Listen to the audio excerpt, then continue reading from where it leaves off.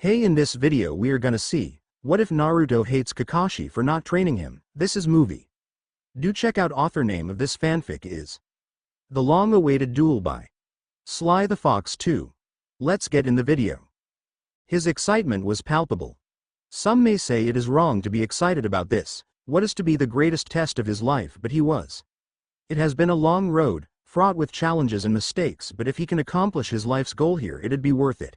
He'd finally be free to start living, to focus on something other than her. What made it all the sweeter was that he was going to do this with the support of his best friend, the person following closely behind him. "Oi, Dobi, remember our deal?" Sasuke said as they made their way down the corridor to the main hall. "I'm aware, Teme. She's yours unless you get in over your head," Naruto said while rolling his eyes. The two share no more words as they head toward what promises to be the most difficult confrontation either of them have had since they fought each other at the Valley of the End. Sasuke would be thankful for the rest of his days that his friend managed to defeat him that day. He wasn't immediately and said every hateful thing he could think of to the blonde while in Anbu lockup. He cursed his very existence, even after the blonde pleaded with the Hokage to grant him a measure of leniency. It was well after Naruto left for his training trip that Sasuke managed to become thankful to his friend, and he was grateful Naruto forgave him instantly upon his return. Team 7 was back and better than ever. Konoha intelligence had received word that the Akatsuki killed Orochimaru and that Itachi and Kisame were seen in a part of Fire Country near an abandoned Uchiha hideout. Sasuke requested the mission to apprehend her and Kisame. He had to admit he was surprised when the mission was cleared. The squad left an hour later with Naruto receiving a hug from Hinata as they departed. He thought it weird at the time, not knowing those two were together. When they arrived at the hideout, Kakashi and Sakura elected to take on Kisame so Naruto and he could advance. While Kisame said it was supposed to be a private meeting between siblings, even he knew he wasn't going to beat Kakashi, Sakura and Naruto by himself. The duo wasted little time passing him by, Sasuke moving a little quicker, unable to hide his anticipation. The pair arrived to see Itachi sitting upon a throne, which Naruto helpfully classified as boss bitch status after an exchange of words. Sasuke and Itachi engage each other in a fever-pitched battle. Shuriken Jutsu countered Shuriken Jutsu, Kaden Jutsu countered Kaden Jutsu. Sasuke even managed to reverse one of Itachi's Genjutsu. The young Avenger was doing well against the Uchiha prodigy, but both knew they would be escalating their fight. Naruto was content to remain on standby, actually keeping his eyes closed and allowing his sensor ability to relay any pertinent information about the exchanges between the two combatants. As the two were really starting to take things to the next level, Naruto felt a troubling chakra fluctuation and without second thought he acted. The two Sharingan users were surprised to see the blonde blur emerge between them, Sasuke more than Itachi as he watched his best friend sink the second knuckle of his index finger into Sasuke's chest, before rotating it and ending with a palm strike. The blow immediately caused Sasuke's heart to go into arrhythmia. Itachi, still shocked by Naruto's actions, didn't have time to react to the shadow clone that placed a paralysis seal on her. Naruto made another clone to attend to Sasuke and keep the boy from dying as he attended to his target. Without wasting a moment or a movement, Naruto and his initial shadow clone placed Itachi on a prepared sealing array. The two then started to blur through a series of hand signs. It is only because her Sharingan were still active that Itachi knew it was 140 seals performed flawlessly. Before she could start to break down what the extensive sealing chain could do, she was engulfed in a golden glow as the sealing array started to move up her body before concentrating on her neck. It took less than 3 minutes for the process to complete, and when it was done, Itachi had a seal on her neck, near her left collarbone in the shape of an Uzumaki spiral. The nuke nin was beyond confused. First, her foolish little brother's friend attacked him and incapacitated her. He then went through some complex sealing procedure, but instead of hurting, she felt better than she had in years. She could no longer control her curiosity. "Naruto-kun, what did you do to me?" she asked. "In short, I healed you." "Why? Don't ask questions you already know the answer to," Naruto shot back, clearly annoyed with the Uchiha. Taking note of his tone, Itachi relents and asks a different question: "How?"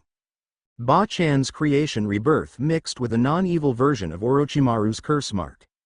Given the potency and composition of my chakra, it is ideal for radical healing. It took a lot of clones a lot of hours to come up with that, so I hope you appreciate it. You know I don't. This was not a matter for you to interfere. And why, if this was a one-time usage, do I still feel your seal at work? I regret getting you that beginner's book on seals. Ignoring her initial comments, Naruto answers her, if your condition was degenerative, which I suspect it was, reversing the damage doesn't cure the condition. The seal will continue to fight off whatever it is that brought you this close to death. It should even work the same for your eyes.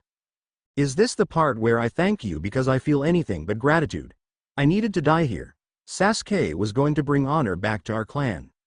Yay. Can't have the world knowing they were going to stage a coup. How? Danzo. I had to torture him for 2 weeks to get the full story. You just snapping or testing your limits or whatever other bullshit tale you and the crones were spinning never made sense to me. I didn't buy it for a minute. You were always more clever than people realized. Itachi said. Are you going to tell Sasuke? Undo all I sacrificed for? No, Itachi. I won't tell your precious little brother he's been dedicating himself to a lie. Naruto said, unable to hide the annoyance in his voice. Then what, Naruto? What's next on your master plan? Did you think you'd save me and I'd jump into your arms? You're an even greater fool than Sasuke, as if that's the case, Itachi spat. You've asked that more than once now. No, Itachi. I don't expect anything of nor from you. Trust me, I know exactly who you are. You're alive, that's enough for me. No, you don't know me, Naruto-kun.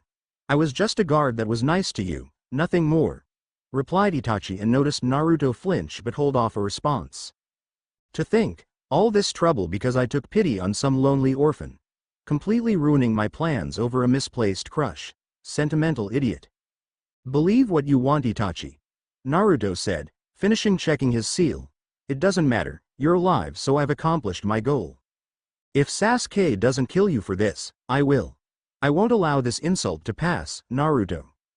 You aren't going to kill me. I'm too valuable to Konoha. Not if Akatsuki gets you. I seem to incapacitate you easy enough. Sasori and those zombie assholes would all likely disagree with you as well. I'm a lot of things, weak isn't one of them. I disagree.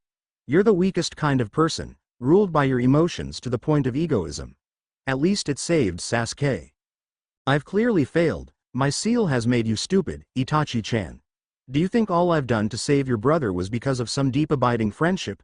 Please. I wanted nothing to do with the psycho except I know you'd want him to be somewhat stable and I was never going to allow him to kill you. Even if it's what I want. Yes, find a better way to deal with the guilt. Like what? Drinking like Tsunade or perversion like Jiraiya? Maybe I'll do both and send you the pictures. Would you enjoy that, Naruto? Atching your precious Itachi-chan, taking it in every hole by a group of men and none of them are you. You could be my little cuckold. How'd you like that? Itachi spat, uncharacteristically emotional. Do what you wish, Itachi. It's your life. You pick an excellent time to realize that. I was so close, Naruto. So close to atoning, to being at peace and free of all of this. You shouldn't have taken that away from me. Maybe, maybe not. Too late to worry about it now. I'll just try again, Naruto. You've only delayed things and you can't always be around Sasuke. Once again, maybe not. But if you're dead I no longer have reason not to kill Sasuke, and as good as you are, I have more access to him than you do. Allowing Sasuke to kill you assures his death. You live and I'll protect him, even from himself. You assume my loyalty to Konoha is such that I won't kill you to protect Sasuke. That and you don't want to kill me. You still overvalue my pity. Itachi, look at me. Naruto said, pausing until she made eye contact. I know. I knew each and every time, so why are you pretending? Naruto said as he watched Itachi's eyes light up in recognition. HN. Clever boy, indeed. How did you know? You didn't break my genjutsu. Genjutsu is said to disrupt chakra flow, but chakra flow is like a river. Instead of fighting your invasion, I just moved my chakra in a way in which I wouldn't break the illusion but still be conscious of the artifice. The guises you picked didn't help. Some might even call them spiteful. Spiteful? As in, how dare you look at any woman that's not me, idiot? So, that the first time you looked like Haku, the second a Tsunade with a smaller bust and the next a Shizune wasn't intentional? Yes, intentional. Figured you'd be easier to manipulate if they were to resemble existing preferences. You think I have a thing for botchin? A woman I call Bachin? You sick foo? Stop your posturing, Naruto. Besides, given the results of the evening, why are we debating this? Because that's pervy, Datbeo. Itachi couldn't help but snicker. Seeing a break in the blonde's cool disposition made her want to press the advantage. I noticed you only mentioned the first three. I'm surprised the last one didn't work. Who wouldn't want a guilt-free night with their own superfan? Even geniuses can be wrong. Naruto said. But why, I wonder? The star-cross enemy Kunoichi was okay. The mother and sister figures didn't give you pause. The shy heiress, however, that was the line. What, felt too guilty that you didn't return her feelings? Something like that. Naruto replied, sadly. Surely you can provide more details than that. I may not be the best at social cues, but even I, eventually, realized she had feelings for me. I asked her and she said yes. I then had to request she move on from me. As great as she was, I didn't think I could truly return her feelings, not completely. That I was once saved from my personal hell by someone and couldn't move past them, to my obvious detriment. Maybe I'll pay her a visit then. Show her what we got up to, maybe let her know the only one he rejected was her lookalike. What do you think, Naruto-kun? That should really help her self-esteem. Do what you want, Itachi. That's it. No declarations about protecting your precious people. Hinata isn't weak, your little game wouldn't be as harmful as you think. Besides, I doubt someone stoic to the point of emotional impairedness, outside of an unhealthy obsession with her brother, would bother to do such a thing just to hurt me. Anyway, the paralysis seal will go inactive in about 10 minutes, which should give your body enough time to adjust. Try to take it easy for a few days. Naruto said as he walked over to collect an unconscious Sasuke. Before he reached the exit to the room, Itachi spoke. You will honestly protect him? It's a promise of a lifetime. Naruto said before retreating away from the hall. If he had stayed, he would have seen the smile gracing Itachi's face. As Naruto emerged from the exit, he saw a beaten and battered Kakashi and a nearing exhaustion Sakura seemingly at a stalemate with Kisame, though he didn't look all that bad. Naruto had to suppress the urge to roll his eyes while wondering if he could convince the Akatsuki to stop collecting the Biju just so he could join. It'd be nice to work with competent shinobi more often than he did.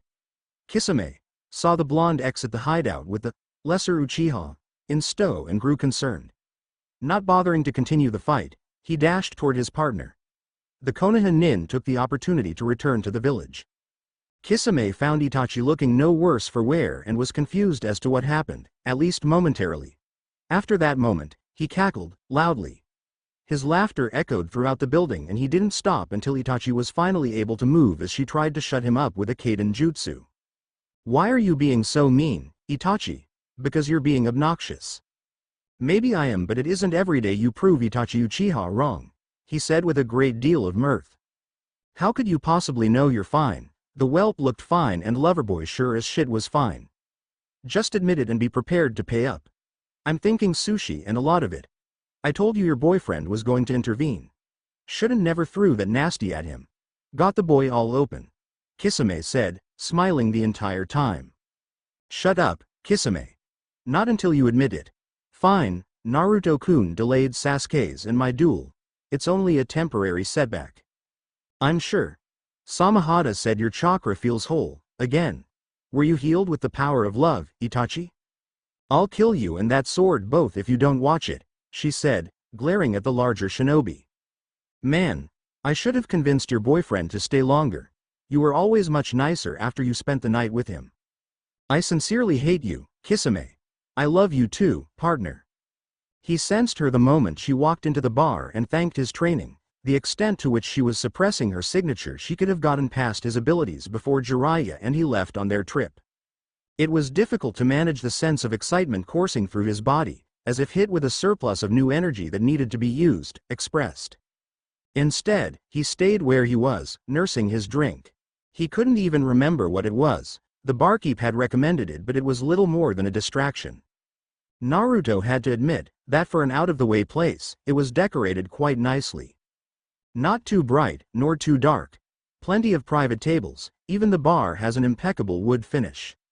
It was as he was trying to distract himself with the design of the bar that he felt her chakra invade his system. He had to fight his natural impulse to reject the intrusion. his curiosity outweighing sound decision-making, so instead he concentrated on the flow of his chakra, making sure the foreign presence wouldn't be disrupted but couldn't fully take hold. From one point of his body to the next, he felt his chakra flow increase slightly above its natural resting state. She took the seat beside him and greeted him with a smile. It momentarily threw him off, how much she looked like an older Haku, if the kimono and the hair bun are similar. He'd compliment her on her sources if it wouldn't ruin the game. The two make small talk, nursing their drinks. Naruto says his name is Hiru and claims to be a writer. Itachi says her name is Miko and is in talent acquisition. Eventually the drinks start being consumed a little faster, the lies become a little closer to the truth. He finds the back and forth exhilarating while simultaneously damning its necessity.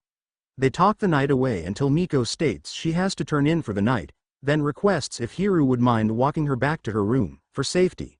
He hesitates for only a moment, liquor and hope overriding initial concerns of a delayed setup, but he extends his sensory range just to be sure. He may be a little too drunk to fight, but he isn't too drunk to flee. The walk back to her inn was mostly quiet, with her arms wrapped around his. There is a part of him, a part he rarely indulges, that laments that this can't be a regular occurrence, wishing his life wasn't so antithetical to normalcy.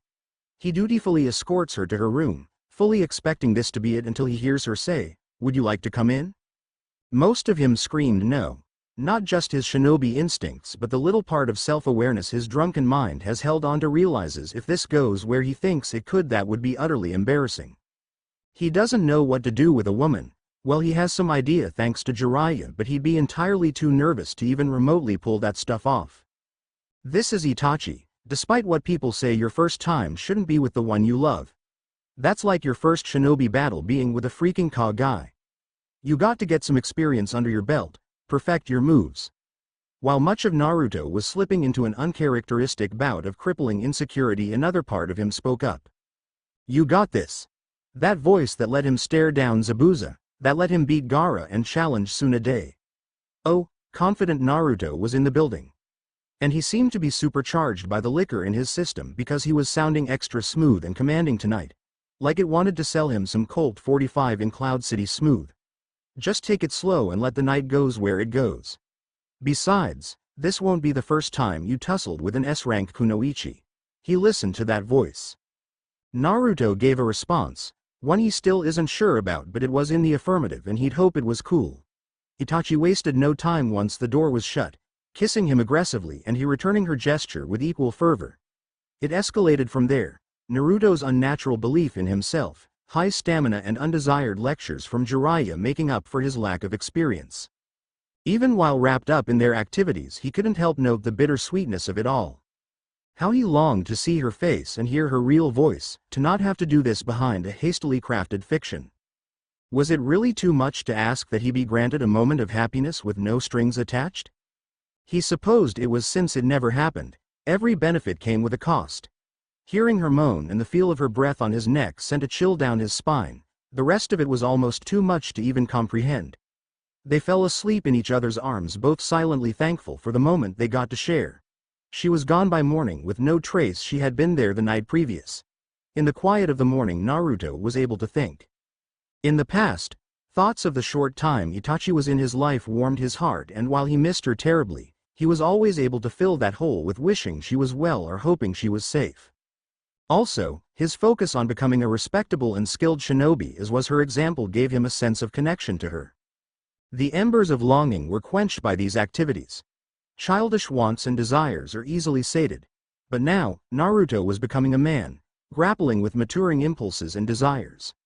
What were once mere embers had now sparked into a flame. Not all-consuming, not unmanageable, but also not easily tended to. It was this that allowed him to speak something he had never previously allowed himself to think. A simple 3 words he had dutifully avoided with all the discipline he could muster. I want her. He said it quietly but with absolute conviction. The spoke desire instantly became something more. No longer would it suffice to hope she's okay. That was too passive. Passivity is for children, and he no longer had the luxury to be a child. Immediately plans, goals, obstacles and schemes started spinning in his head. He knew getting her away from the Akatsuki and proving her innocence would be inordinately difficult, but it needed to be done. Naruto took a shower before exiting the inn, the entire time feeling lighter despite the tasks placed before him. He was sitting across from the Hokage. It had been a week since they returned from that botched mission to kill Itachi and had been given some time off as it was technically an S-rank mission, though it didn't pay like it, he mused. He didn't know why he was here, but given Tsunade's smug look and Jiraiya hiding in the corner, it couldn't be anything too bad, but also in no way would it be good. Tsunade began looking at a file on her desk before she spoke, deciding to read aloud. Special Junin Uzumaki Naruto. Specializes in Fuinjutsu but demonstrated proficiency in Tai and Ninjutsu as well. Junin has been subject to observation from Inoichi Yamanaka since age 5. Mind healer to be cautious of any warning signs of mental distress or deterioration due to isolation and discrimination. Besides hyperactivity and attention-seeking, Inoichi reported no issues until age of 7. Subject had been uncharacteristically tired, unmotivated and preferred to stay in his apartment. Symptoms lasted for 3 weeks before a slight but noticeable change. Change continued throughout time at the academy. After avoiding the depressive state, subject began to do better in school. Eventually becoming the 5th-ranked student in his class by the age of 9, where he held that position for the duration. Inoichi notes that due to the prejudice of the village and instructors, subject was not treated as if he were a high-achieving student. Subject eventually demonstrated a stunning, for his age, proficiency for seals, but true level was never determined. At age 11, subject blackmailed Sandaime Hokage for the shadow clone jutsu by promising to not look into the seal subject recently discovered on abdomen. Inoichi speculates subject has known of the seal a great deal longer but kept the information secret until it was useful. Demonstrates ability to be manipulative beyond what his age would suggest. After receiving genin rank, subject placed on Team 7 by request, violating the established top students and dead last tradition. However, allowing others to assume he was the dead last.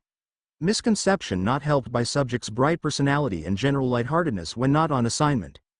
Inoichi argued against team placement for that reason and one other. While subtle to most, subject shows clear disdain for Uchiha Sasuke.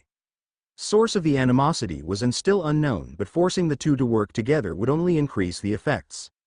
Further observation by Inoichi concluded that while the animosity never decreased, subject had taken to manipulating the Uchiha by playing to his ego and constantly downplaying the subject's, own skills and contributions. By time of Chunin exams, subject showed hidden hostility toward Uchiha Sasuke and Junin sensei Hitaki Kakashi. Inoichi speculates subject finds Hitaki to be a subpar sensei that is stunting the team's growth. An argument with more weight after Hitaki-san was the deciding factor in denying the subject his promotion to Chunin even though he was not there to view the subject's match, a factor forgotten by the promotion panel until after the promotions had been finalized. She stopped quoting to look at Naruto. It goes on, Naruto. Inoichi can't decide if you're a flight risk, a potential double agent or what, but what he is certain of is that no one really knows you. He hasn't ever been able to zero in on the source of your change, your intense dislike of the Uchiha, even given all outward evidence you view him as a friend and other concerning issues, but after this mission I think I figured it and subsequently you out. I'm so confident I'm going to play a game. Question for a question. No lies, no half-truths, no bullshit. The blonde Hokage said. You've always been straight with me in the past, so I trust you'd keep to trend. Who starts? Naruto asked. You. Who are my parents? Naruto questioned, testing her resolve. Tsunade doesn't pause before she answers. Minato Namikaze and Kushina Uzumaki, second Jinchuriki of the QB. Well, shit, Naruto said and adopted an impassive look on his face. My turn. Did that mission really happen the way you said it did? No. Why is Jiraiya hiding in the corner? Curiosity and safety precaution. He, too, was concerned you weren't up front with him even after 3 years together. Do you know what happened to Danzo Shimura? Yes. Do you really believe I can replace you one day? Absolutely. Do you know of his connection to the Uchiha massacre? Yes. Who was the first container? My grandmother. It's been something of a family affair. Why did you pump Sakura for information on my creation rebirth? Fuinjutsu project. I'll pass. Was it successful? By all appearances, but only time will tell. Why did you take Sakura as an apprentice? For you. She said and savored the look of surprise on Naruto's face. Where is Danzo now? I honestly have no way of knowing that. Did you know my parents? Not well. Kushina and I never got the chance to get close due to the war and my leaving the village. It's one of the things I'm not proud of, given she was Mito's legacy just as much as I was. I really didn't know Minato at all. How good are you at Fuinjutsu really? Better than Jiraiya, though I was approaching his level when we met. Once he agreed to train me, I held off so I could see how he thought in case he ever slapped a seal on me. High-level seals are as much about the creator's voice so to speak as it is about theory, and given the only active Sannin liked to play the perverted fool, I wasn't sure how much I could trust him. Wait, that's why you've been cagey with me? Said Jiraiya, now revealing himself. Yes. I cared for the old man deeply, but once I realized he was hiding things from me I felt no need to be 100% honest with him. You pretended to want nothing to do with me only to turn around and have me sign the Toad contract. I'm blonde, not dumb. Figured if you weren't going to be straight with me then I'm under no obligation to be straight with you. Why aren't you asking me what you really want to ask me, Ba-chan? Because I find it amusing. So, how long have you been in love with Itachi? In love? I don't know. Loved? Since she saved me. Naruto answered and was greeted with a smile from Tsunade, but not one born of smugness but of sad understanding. How did you figure it out? Mostly from what was missing from Inoichi's report. Someone as outgoing as you, and yet it made no mention of a crush or love interest. It makes sense for the Uchiha. He's bent all wrong, but you? I didn't buy that for a second, not with how fast you take to people. Finding out who was in your Anbu detail and who could have hidden interaction from Sensei, and the list was narrowed down pretty fast. I'm guessing she broke protocol and started to interact with you? Yes. And you never believed the official story about the Uchiha massacre? No, why? Because someone who kills their entire clan on a whim likely wouldn't bother coming to say goodbye to one of their missions. She spoke to you? Asked Tsunade, surprised. No, she thought I was asleep. I thought I half dreamed it for the longest time. So, she just came to say goodbye and left? Tsunade asked, and say a slight pink to Naruto's cheeks. Basically, the teen said, hoping to move off this topic. Basically, both Sannin asked, Naruto's hopes dashed. She said bye and kissed me on the cheek, okay? He rushed out. Tsunade would think it cute if Itachi hadn't just committed mass murder but pushed on regardless. Have you had any contact with Itachi outside of your mission to retrieve me, Gaara's rescue, and this most recent mission? Yes. When? During the training trip, she approached me hanged, supported by Genjutsu. That's not possible, Naruto. Why didn't you tell me? You could have been at risk. Jiraiya said, stunned by the admission. It was a private matter, and if she had wanted to capture me she would have brought that walking chakra beacon. She didn't. She wasn't even armed. How could you possibly know that? Asked Tsunade. Shit. Observation? Naruto replied with zero confidence. Naruto, what aren't you telling us? Jiraiya asked, getting increasingly worried. Can we just drop it? We know she's not a traitor, she didn't hurt me, isn't that enough? No, because you were desperate to avoid this topic. Naruto, what aren't you telling us?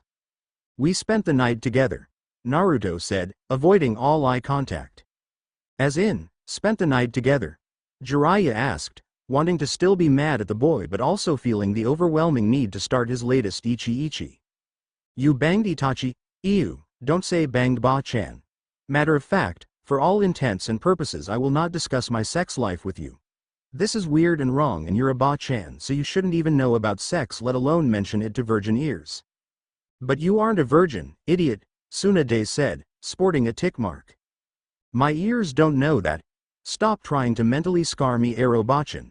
Jiraiya could only facepalm as he watched the weird ritual between the two. It's like if they didn't have at least one argument every time they spoke, the interaction would be lacking. It just didn't get it. Don't you call me that, Ero-gaki. I'm not the one sleeping with S-rank missing nin. Did you at least hold off long enough for her to properly seduce you, or did she just tap you on the shoulder and you were ready to go? For your information, queen of all perversion, it was beautiful and intimate each time. Shit. What do you mean, each time? You allowed this to happen more than once. Was part of your training how to make decisions with your dick? Don't say dick, Ero-granny. I'm too young to hear you say words like that. You keep up and I'm going to have to become a monk to purify myself. Shut it, Gaki. Don't change the topic, which is you screwing someone out to kill you. But she wasn't. You didn't know that, I strongly suspected. Jiraiya, this is your fault. How was he alone long enough, often enough to carry out an affair? Spy network. Naruto offered. Yes, that's it. I call shenanigans, but let's stay focused. Naruto, what were you thinking? I don't know. That for a few moments we could be something else, something approaching normal, not too marked people. That I could be happy even for just a bit. Naruto said with pure defeat in his tone. Both Sannin's eyes soften at the boy. No young man, that often has the weight of the world on his shoulders. And neither take joy in what they know they have to do. Jiraiya managed to steel himself first and spoke. Naruto, you know there's no future there. Best case scenario is Itachi extracts herself from the Akatsuki and goes into hiding. She wouldn't be welcomed back to the village. I'm aware it's unlikely. No, Naruto, not unlikely. Impossible. It won't happen. It can't happen, Jiraiya said, firmly, and watched his apprentice slump.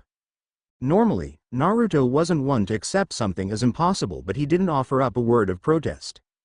However, his body language shouted his defiance. Jiraiya often bemoaned Naruto was too much like his mother, but truthfully he was just as much like Minato, and damn it, that wasn't a constant pain in the ass. He could try to talk Naruto out of whatever he has planned, but Jiraiya doubted it would work. He could only hope his attempts to exonerate Itachi doesn't lead to more pain for all involved. The shinobi lifestyle takes from all who are a part of it, but it doesn't take equally. If the world were fair, someone as good as Naruto and loyal as Itachi could be with their heart's desire, but the world is rarely fair and just. One last thing, Naruto. How did you get Danzo to talk, and where did you see him last? He sent one of his agents to test me a few weeks ago. I beat the ink using clown and then followed him back to one of Danzo's lairs or whatever. Sat down to talk to the guy, and then he launches into some bullshit self-justifying speech of how his was the one true way and I should join him. Of course I declined, but while he was talking I noticed some weird chakra signatures in his right arm and eye. From being around Sasuke I knew they were Sharingan and assumed he'd have knowledge. Foolishly he left himself unguarded, so I snatched him. You kidnapped the darkness of shinobi? Yay. Seals are wonderful things. Anyway, I stashed him in the Uzumaki mask storage temple. Which I've fixed up, so you should come by Ba-chan. Eventually he told me how he ordered Itachi to kill the Uchiha behind Gigi's back and how he stole Shisui Uchiha's eye and tried to use it on me. Luckily, I sealed my eyesight before I met him, so it didn't work. He then bit his tongue and bled out, but I have his confession recorded. There is so much of that story that is just. Why did you know to seal your eyesight? Asked Tsunade. I do it when I want to push my sensory abilities to their limit. I had my eyes sealed for the last 6 months of the training trip, and Pervy Sage didn't even know. The hell you did, that's impossible, replied Jiraiya. I have them sealed now and neither of you knew, but I can see just as well without it. Most sensor nin are lazy, honestly. I basically can chakra sonar map anywhere I want, and the picture in my mind is just lacking all the colors my eyes pick up. Okay. We're going to have you detail about that later. Hand in the recording and then go join your team, Naruto. Tsunade said and watched as the blonde obeyed. After he left she turned toward Jiraiya. This isn't good. He doesn't for a second believe he can't bring Itachi back. I know. We can't have him focused on this, not with his life at risk. Well, what do you suggest, Tsunade? I've had an easier time changing your mind. The kid will tell us what we want to hear and just work around us if need be. Damn it. Why couldn't he find a nice girl who wasn't an overly loyal prodigy? Oh, and 5 years his senior. If she does come back I'm going to wring her neck for taking advantage of Naruto. Yay, that poor Naruto, getting to be with the woman he loves. Oh, the horrors. Shut it, perv. On to other matters. Are you dead set on infiltrating AIM? Yes. We need the intelligence. Fine, I'll assign you a team. No, it'll be easier if I go alone. The blonde Hokage guy could only sigh. Jiraiya, be careful, and if things get too dangerous then get out of there. You are still needed here. Jiraiya gave a hearty laugh before replying. I knew you loved me, he said as he leapt out the window. Idiot. When it started, she couldn't say. She would deny it was when she served as his guard. While she had a fondness for the boy, it didn't go beyond that, though a great deal of fondness was there. At first, outside of just being a mission, she couldn't help but see her little brother in Naruto, and it was hard to imagine Sasuke feeling that lonely and isolated, so she violated protocol. In her short time with Naruto, she realized he was different from Sasuke and she liked it. Due to her father's actions, Sasuke was increasingly seeing her as someone to surpass. The seeds of jealousy and resentment were being planted without a care for what it would produce. Her distancing herself from him and the rest of the clan hadn't helped. Naruto, however, was inspired by her. He didn't want to surpass her, he didn't want to become a better version of her, just the best version of himself. It was touching and flattering, and she was sad to see that connection end as she performed her duty to the village. There were times she wondered why she didn't ask Naruto to look after Sasuke. She knows he would have. There likely wasn't much she could ask him to do that he'd flatly refuse, but she didn't take advantage of it. Maybe it was the desire to have something purely for herself. She had wounded Sasuke deeply but had already made peace with the reality that he'd one day kill her and hopefully find resolution in his vengeance. How much more could she give him? How much more did she want to? Whatever the reason, she decided against it, only giving the blonde a short goodbye. The Akatsuki had managed to get some details on him, and Itachi kept track of his progress, being continually pleased with his growth. Once he graduated and started taking proper missions, she was further impressed that her little blonde was becoming something of a shinobi hero. He even managed to stop Sasuke from betraying himself in the village. All were actions worthy of respect, but none could justify why she sought him out in that bar the first time. It certainly wasn't a plan, but felt stronger than a mere whim. She didn't know and still doesn't. That only makes her current situation all the more confusing, because if she didn't understand doing this the first time, she certainly can't explain doing it again. While she found Naruto a compelling conversationalist, it wasn't enough to justify this, but all the same, she had no intention of turning back. Luna, she decided to name her guys, approached Naruto with a natural elegance as the path toward him was cleared. She'd been watching him, and while several young women had attempted to get his attention, it hadn't gone beyond polite small talk. Taking a seat beside him, she could tell her henge immediately caught his eye. It didn't take long for Luna, the freelance journalist, to strike up a conversation with Natsu, the artist. Much like the first time, Itachi enjoyed the easy rapport between the two as they talked about everything and nothing, including just enough truth to make the lies easier. Just like the first time, it didn't take much to get him back to her room. He may not be aware of it. She'd be extremely skeptical if he did, but Naruto had this ability to make you feel like the only person in the room when you had his attention. It was invigorated but also intense and seemed to heighten their current activities. She noted he wasn't as hesitant or nervous this time, a little more assertive as well. The small contented smile he wore as he slept was so endearing she couldn't help but match it. He was the one to vacate the room before morning this time, leaving silently enough that had she been someone else, he'd have left without being noticed. After a second occurrence, she could no longer afford to have her motivations go unknown to her. Simple attraction, she wondered. He was certainly growing into his looks, but wasn't so devastatingly handsome as to make her swoon, not that any man could. Reconnecting with a severed bond? Possibly. He truly was one of the few people she was close to before she left, and the only one she fully let her guard down for. Maybe, and if the fates were kind, they could have possibly been something, but her health was deteriorating. She only had a few more years left and was committed to dying by Sasuke's hand. She didn't have a future and tried hard not to think about what one could look like. A nice quiet life of a typical Konoha Junin was not in the cards for her, her services to the village robbing her of that chance. She'll never get to have a family of her own, maybe a little girl with her features and his coloring. One just as much a source of warmth and happiness as her father. A little girl encouraged to feel and grow and love however she chose. One that could risk it all, suffer 100 heartbreaks and still never lose her smile. Itachi quickly wiped away the tears that fell down her cheeks and berated herself for her flight of fantasy. There was no future for her. She killed her family and broke her precious little brother. All that was left to her was winding down the clock until she could atone and hopefully find a measure of peace in the Pure Land. Seeing it was still early, Itachi decided to get some more sleep, her dreams dominated by a pair of sunshine blondes that continually made her heart ache. Where are you going to go now? I don't have a clue, but nowhere would be safe for long. Zetsu is good at finding whatever interests him. Return to the village, we can clear things up, said Jiraiya. No, I have no place in the village, not anymore, replied Itachi as she finished tending to arm that had been severed at the elbow. She heard the fight between the sage and Pain and appeared near its conclusion, not being able to watch his Moss, a fellow Konoha shinobi. She incinerated Pain's bodies in a burst of black fire and immediately retreated with Jiraiya, only stopping to provide enough medical treatment to save his life. Now the pair were headed back to Konoha while Itachi was trying to make a plan to disappear until she could think of a way to neutralize the rest of the Akatsuki. The kid would be over the moon, you know. Even still, I cannot. Sasuke would attempt to attack me on sight and Naruto would attack him in retaliation while I'd try to prevent Naruto from attacking Sasuke. It'd be a mess, to put it mildly. Hey, so it would. There'd also be the Tsunade factor to consider. What does Tsunade-sama have to do with this? She thinks you seduced her grandson, son, little brother figure and wants to wring your neck. They have a weird dynamic. So, she knows? I knew they were close but I'm surprised he divulged, replied Itachi. He didn't so much divulge as confirm.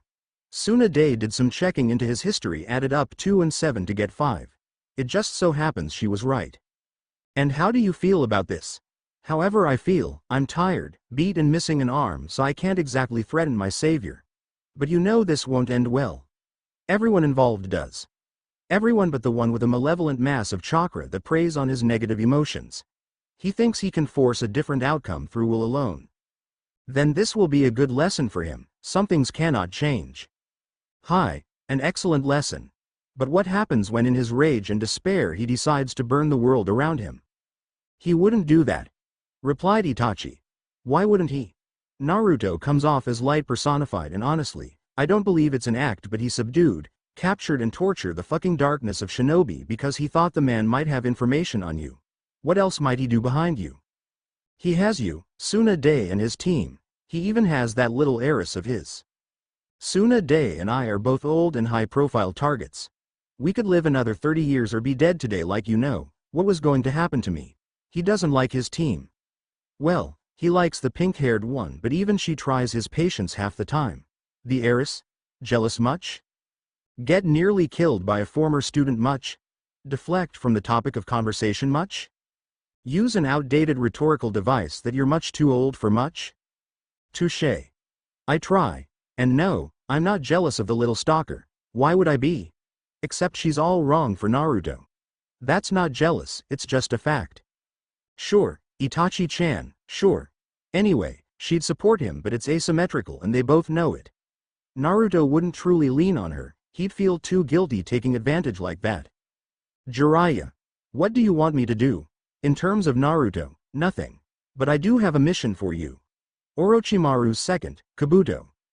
We've been keeping light tabs on him. The Akatsuki will likely be too busy to do a dedicated search for you, at least for a month. You think you could see to him? Sure. Anything else? No, but there is somewhere I know you can hide out once you deal with Kabuto. Send a crow my way and I'll give you the information once you're done. Can you make it the rest of the way? Yay, shouldn't be an issue. The beating Tsunade will give me for coming back like this. Not prepared for that. Might be able to leverage a sympathy handjob though. I didn't need to know that, Jiraiya. Oh, please. Like you and the kid were just holding hands the entire time. Tell me, is my student a low-key pervert? Did I at least corrupt him properly? I'm going to leave before I set you on fire. Goodbye, Jiraiya. Itachi said before disappearing in a murder of crows. Jiraiya accepted the pain as he laughed, not failing to notice the light pink on the kunoichi's cheeks. Oh yes, his student was an undercover pervert. Jiraiya was, to both his credit and detriment, a very curious person. No one becomes a spy, let alone a mastery spy, by not taking a keen interest in various topics, so when his annoying, training-obsessed apprentice decided the two needed to be apart for the day, Jiraiya had to know why. The kid had done well to give him the slip, but talent doesn't beat experience, and soon enough Jiraiya found his charge. To his shock, he saw the teenager with a, apparently, slightly older woman. One that, interestingly enough, looked a lot like Shizune. Jiraiya idly wondered if Naruto secretly harbored an interest in Tsunade's own apprentice. It would also explain his utter disinterest in all other women until he could find one that looked close enough to his heart's desire. God knows he had done that in his youth, and there weren't exactly a lot of women running around that looked like the Senju princess. He respected his apprentice's privacy and went about his own activities for the day, expecting to see Naruto later that evening. It was the next morning before Naruto returned, and Jiraiya had a blast mocking his student. Naruto refused to give any details, likely assuming it would curtail Jiraiya's remarks, but it only made it worse as the known author spun tale after tale about Naruto's late-night exploits and even stated he should warn Shizune before they returned. Naruto took his master's insufferable behavior with a smile. He never would speak about his encounter with the mystery lady, only ever saying it was private and outside of the occasional jab. Jiraiya respected it. He may not be able to turn his student into a general pervert, but he can be a focused pervert like Minato. It was his duty as master and godfather, after all. He had never been this angry. Killing the two advisors had done nothing to sat his bloodlust or reduce his rage. The words of that man, the alleged Madara, ringing in his head. Itachi was ordered to kill your entire clan by one Danzo Shimura and supported by the Hokage's two advisors. She did it to protect the village but couldn't harm her precious little brother. He said, and it sent Sasuke into emotional overload. But it was the next tidbit that sent his confusion into blind fury. Itachi had been in contact with Naruto. In fact, Naruto was the last person Itachi spoke to before she departed from the village, and the man alleged she had seen him several times since then. The two had some sort of relationship, and Itachi had betrayed the supposed Madara for the Dobi. Sasuke thought back to the last confrontation between Itachi and he. He quickly realized Naruto intervened on her behalf and denied Sasuke his revenge. A part of him was thankful, the part of him that saw his sister as innocent and forced into a bad position. Another part of him was infuriated. She should have ignored her orders even if her clan was planning a coup. She should have chose family, and she certainly shouldn't be so close to Naruto. So many lies, so much betrayal. The man offered Sasuke a place with him, but he turned the man down, finding him to be inherently untrustworthy. The man accepted but said Sasuke would soon see things his way and left without further word. It was 10 minutes later that the village was under attack and hysteria ensued. Sasuke ignored his duty as a Konoha, no longer caring about the people his sister sacrificed his family for.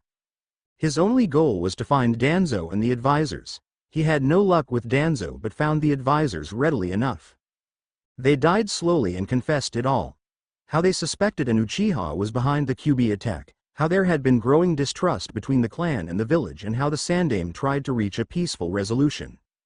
They weren't even sorry, he could see it in their eyes. He stabbed them both through the heart with his Chikudo. By the time he was finished, he watched as Naruto, his best friend, was welcomed to the village as a hero. He seethed but chose not to make a scene just yet. He'd wait until the perfect time before he confronted Naruto and got the answers he desired. It hadn't taken long, as the Dobi made haste toward a medical tent. One Sasuke overheard contained Tsunade. She had apparently stressed her reserves, trying to HEA as many of these worthless ingrates as possible. Seeing the two were alone, Sasuke assumed it was the perfect time to corner Naruto and moved quickly to do just that. What he hadn't expected was for Naruto to speak before Sasuke had even gotten a chance to announce his presence. "You need to ease up on that killing intent, Sasuke. Some might think you mean to do Tsunade harm, and that wouldn't be good," he said, never turning to look at his teammate. Sasuke chose to ignore Naruto's words, too angry at the potential traitor in front of him. "What is your relationship with Itachi? Tell me, now," Sasuke barked. "Tisk," Naruto uttered before running a hand through his hair. He then turned to look at Sasuke, and it sent a shiver down Sasuke's spine. Enraged or not, his sanity splintering by the second, Sasuke couldn't forget that sequence. It's the same thing that happened when Sasuke tried to defect, when he missed hitting Naruto with a Chidori. The blonde made the same sound, ran a hand through his hair, and then looked at Sasuke with cold eyes. No trace of amusement or joy could be found. His eyes only contained a promise of pain and suffering to whomever met their gaze. It was as if there was a switch that flipped and a more ruthless and aggressive Naruto took hold. To this day, it was the worst beating and most humiliating defeat of his life, and now he was gazing into those same eyes. "You don't ever demand things from me," Naruto said neutrally, voice as dry as Kakashi's normally is. "You will answer me, Naruto. Will I, now? Yes, or else. Be careful, Sasuke. You haven't crossed a line yet, but you are nearing it. Don't act cocky, Dobi. You look exhausted, there's no way you could fight me but I'm still fresh. Sasuke said, but truthfully the calm the Dobi was exuding was throwing him off. And yet, I'm the only one of us not concerned. Go away, Sasuke. I'll discuss this with you later. You will not ignore me, Naruto. What is your relationship with Itachi? That's the second time you've made a demand of me, Sasuke. Don't let there be a third. Sasuke couldn't believe this insufferable, arrogant second-rate shinobi. How dare he dismiss him? How dare he keep information about Itachi from him? How dare he? Sasuke needed answers. He needed to know if Naruto had been lying to him this entire time, if he was just some planned by Itachi to make sure he could never kill her. Were you ever really my friend, Naruto? The question you should be asking yourself is if you were ever really mine. What is that supposed to mean? It's an exercise to help you shift perception. Clearly someone has told you something. I can smell the blood on you, Sasuke, and yet none of the paths of pain bled. Whose blood is that? I guess you've done something stupid, once again. Whatever set you off has clearly made you crawl up your own ass, so once again, Naruto must help the Uchiha as the Uchiha can't help himself. We passed Kakashi's bullshit genin test because of me. I beat Haku when he made you a pincushion. I fought when Orochimaru had you ready to piss yourself. I beat Gaara when you were tapped out. I saved you from becoming a traitor and even rode to have you paroled. I train with you every day to help you improve. I even give you advice when you fuck up with Sakura and she wants to cave your skull in. All that I do for you and you ask me if I were your friend? Just because you do those things doesn't mean you do it out of friendship. And yet, what have you ever done for me? Sasuke was left speechless. How did this become a referendum on him? He's the one that's been betrayed, the one that has been delayed from his justice, that had his village order the genocide of his clan. Why is Naruto bringing this up now? But you charge in here, demanding things of me. Why the closest person I've ever had to a mother lies here comatose. I need to know, Naruto. Did you stop me from killing Itachi? Sasuke asked, his mental state dissolving by the minute. Of course you need to know, and because you need to know the world should make it so. But, I am not. Leave, Sasuke. Why won't you just tell me? He shouted. Why won't Naruto just answer his question? Why the game? It must be true. He was never his friend and has been working for Itachi this entire time. Because it isn't important right now. The village is in shambles. Our leader is down. That's more important than your quest for vengeance. Not to me, it isn't. Nothing is more important than getting justice for my clan, and if you stand in my way. If I stand in your way, what? I'll kill you. Tisk. I'm going to break both your arms and legs this time, Sasuke. However, if you try to do anything near Tsunade, I'll remove your eyes as well. I promise. Naruto spoke with absolute confidence. Sasuke reluctantly agreed to move their conversation elsewhere, and the two relocated to Training Ground 7. Last time, Naruto, what is your relationship with Itachi? Please Naruto, just tell me it isn't true. Naruto simply shrugged. His patience had worn thin and he'd forgiven one enemy today. That was apparently his limit. If the Uchiha wanted a redo of their last serious fight, then he'd get it. Before the two could even enter their fighting stances, they were surrounded by Anbu. By orders of Jonin Commander Shikaku, Sasuke Uchiha, you were under arrest for the murders of advisors Kaharu Utatane and Homura Mitokado, spoke Neko. Those fossils ordered the death of my clan. I had every right.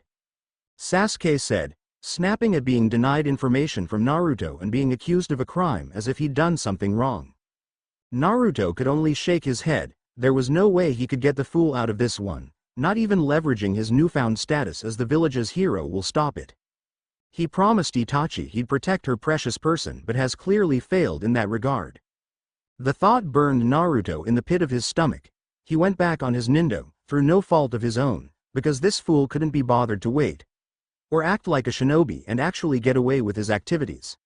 Feeling an overwhelming need to hurt Sasuke, Naruto wished the Anbu weren't here. Oh, the seals he could use for this occasion. Naruto was broken from his line of thinking when an Anbu spoke. Stand down, Uchiha. We have been cleared to use force as you have violated the conditions of your parole. I will not, Sasuke said, drawing his Chikudo. Naruto, you have one last chance to tell me what you know about Itachi or their blood will be on your hands. Tisk. Stop saying that. Sasuke yelled before dashing toward Naruto, only to be stopped by a last-minute visitor in an orange mask who promptly warped Sasuke away. Oh my, it seems he's quite upset with you, Naruto. Imagine how mad he'll be when I tell him you banged his sister. Tisk. If you've only come to run your mouth, then flee back into your little rat hole, coward. I'll be around to settle all accounts with you soon enough, said the Jinchuriki. Oh, you've become interesting. I'm almost tempted to see if you could back it up. True, you may have defeated Nagato, but I'm on an entirely different level. Only because you're above ground. Go tend to your bitch boy before I change that. Besides, the only Uchiha with any nuts was the one born without them. Little chickenship Uchiha hiding behind a mask can become intangible and still couldn't beat the Yondaime. How useless you are, little failure. Watch your mouth, boy, spoke the masked Uchiha. Or what? Attack anyone here and I'll kill you. Ah, but what of Tsunade? She's all alone. Peeved. You actually think I'm not a shadow clone? Such poor deduction skills, but you think you're a threat to me. Flee, little failure. I've decided you get to live another day. But know this, whatever monumental fuck up you did that caused you to seek this path and hide your face, nothing you do will make up for it. I'll enjoy killing you, boy, just like I killed that loudmouth mother of yours. Oh, you killed a woman right after she gave birth. Truly you are a god among men. The masked man simply vanished, saying nothing else in response. We need to get to Tsunade. I am not a shadow clone and I can't let that asshole call my bluff. The entire Anbu party obeyed and left via Shunshin to their vulnerable leader. The idea seemed perfect. Sasuke was withdrawn and a loner due to his past trauma. Sakura truly cared for him and would be an emotional support. Naruto was bright and outgoing, friendly with anyone who'd give him half a chance and actual friends with Sakura. The three had the template for overlapping skill sets that would make them a stunning team. Sasuke and Naruto might even establish a rivalry to push them forward. He'd pay back Obito and his sensei and maybe train legends. It couldn't fail. He'd lost most of Naruto's respect the day of their true genin test. He'd made a crack about Naruto being a dead last, knowing it wasn't true but as a psychological ploy. Naruto just looked at him as if he were absolute scum. Then during the end of the test, when he tied Naruto up, he'd permanently broken something between them. Sakura wouldn't listen to Naruto because she was too conditioned to follow orders, so the idea that Kakashi would trick her just wouldn't enter her mind. Sasuke was too arrogant to think he needed a team. Naruto figured out the test, so he had to be the one tied up. If either of the other two were, Naruto would just feed him or her and pass without the other two really understanding the meaning of the exam. Naruto took it as another form of discrimination, another person deciding he was stupid and a failure despite all evidence. He was never invested in the team, not how Kakashi wanted. He'd follow orders, but the dedicated Kakashi demanded. The emotional connection that made the team work instinctual wasn't there. Kakashi refused to teach them much else until it was. Naruto took it as negligence and made an even bigger show of doing what Kakashi commanded, but only that. He wouldn't open up to Kakashi, wouldn't acknowledge him as a real sensei. Kakashi didn't train him for his Chunin exam finals, and Naruto only said he'd expected as much from someone like him. He promptly left, not even being told of the trainer Kakashi had arranged nor his justification for dedicating his time to Sasuke. If Naruto were a better teammate, he'd acknowledge that Sasuke was in greater risk and needed the extra help to survive Gaara. If Naruto could just give Kakashi a little bit of leeway, he'd see he didn't view Naruto as a dead-last idiot, it was just a ploy. He didn't ask for Naruto to be on his team just to reinforce the perception he was a loser and an idiot. He just wanted to train his sensei's son, but train him how he wanted to. Immense chakra capacity doesn't entitle you to jutsu, and yet if he wasn't seeing a visibly improvement in his skills, Naruto found Kakashi's teachings to be worthless. He just rejected everything the man stood for, but did it in a way he could never be held accountable for it. He lost all of Naruto's respect when he argued Naruto wasn't ready for Chunin. That he couldn't brush off slights from his comrades and was insubordinate when he didn't get his way. Kakashi had felt his words were true when he spoke them. Naruto should have forgiven Kakashi for their genin exam. He should have tried to truly connect with Sasuke instead of pretending while secretly resenting having to spend time with them both. He should have accepted that Kakashi wasn't holding them back out of malice or laziness, but teamwork was the bedrock of Konoha teams and no other skill was as important as that. If Naruto refused to buy into his system, then he didn't deserve to advance his ninjutsu. Besides, Kakashi knew if Naruto had received the promotion, then he would have left the team, and it wasn't time for that. He wasn't supposed to leave, he was supposed to want to be part of this team. Sasuke attempted to defect. Kakashi could believe it but was heartbroken all the same. The boy couldn't outrun his demons, it appears. He traveled as fast as he could to, hopefully, find both Naruto and Sasuke fine. When he came upon the scene, the valley was wrecked and Sasuke was on the ground in a broken and bloody heap. When he went to address Naruto, his student said only one thing, "Tisk," and promptly shunshined away. Sasuke had a broke right arm, fractures in his left leg, bruised ribs, broken right clavicle and a severe concussion according to the medical ninja. Naruto didn't speak to Kakashi again before he left with Jiraiya, but Tsunade made a point of granting Naruto a field promotion to Chunin for the success. He returned, from a boy to a young man. Kakashi hoped to put the past behind them, to make amends, having come to terms that he wasn't the sensei he should have been. That he couldn't demand emotional investment and withhold potentially life-saving skills until he got it, but one look in Naruto's eyes told the tale. He was still scum to him. To Naruto, Kakashi was only a collection of every time he'd disappointed the blonde and nothing else. He, surprisingly, accepted he'd have to stay on Team Kakashi given the Akatsuki thread, but Kakashi assumed it's only because it came from Tsunade. That first training session, on the surface, was tension-free, but Kakashi could see Naruto holding back. Making sure to appear just a little slower than Sasuke. A little less astute in his tactics. A sign you didn't fully trust your team if there ever was one. And now, Kakashi sits in the chair. In his sensei's chair. In the Sandame's chair. In Tsunade's chair and, without a doubt in his mind, in Naruto's future chair. He is supposed to speak with the gravitas and authority of those who have sat here before him while meeting the gaze of the one who will sit here in the future.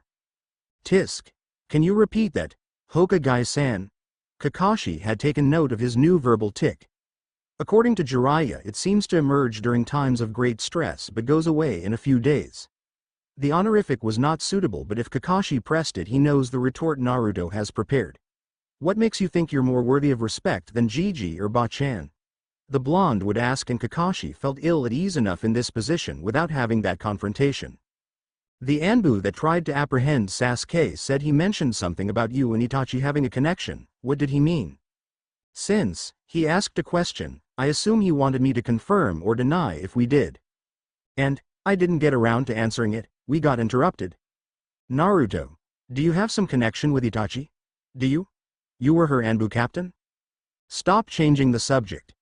Kakashi ordered, and Naruto had to fight the urge to ask what Kakashi would do if he didn't. He was not in the correct frame of mind to deal with the Cyclops, and the village didn't need another Hokage in a coma, but Kakashi really needed to watch his foo. Calm down. Jiraiya spoke. While the two had gotten close during their training trip, the month away for sage training had evolved their relationship further. Having no more lies between them, along with Jiraiya almost dying, made Naruto let down his defenses, knowing he could trust his master and godfather. And his deep voice could be soothing. However, it wasn't as simple as staying calm or not.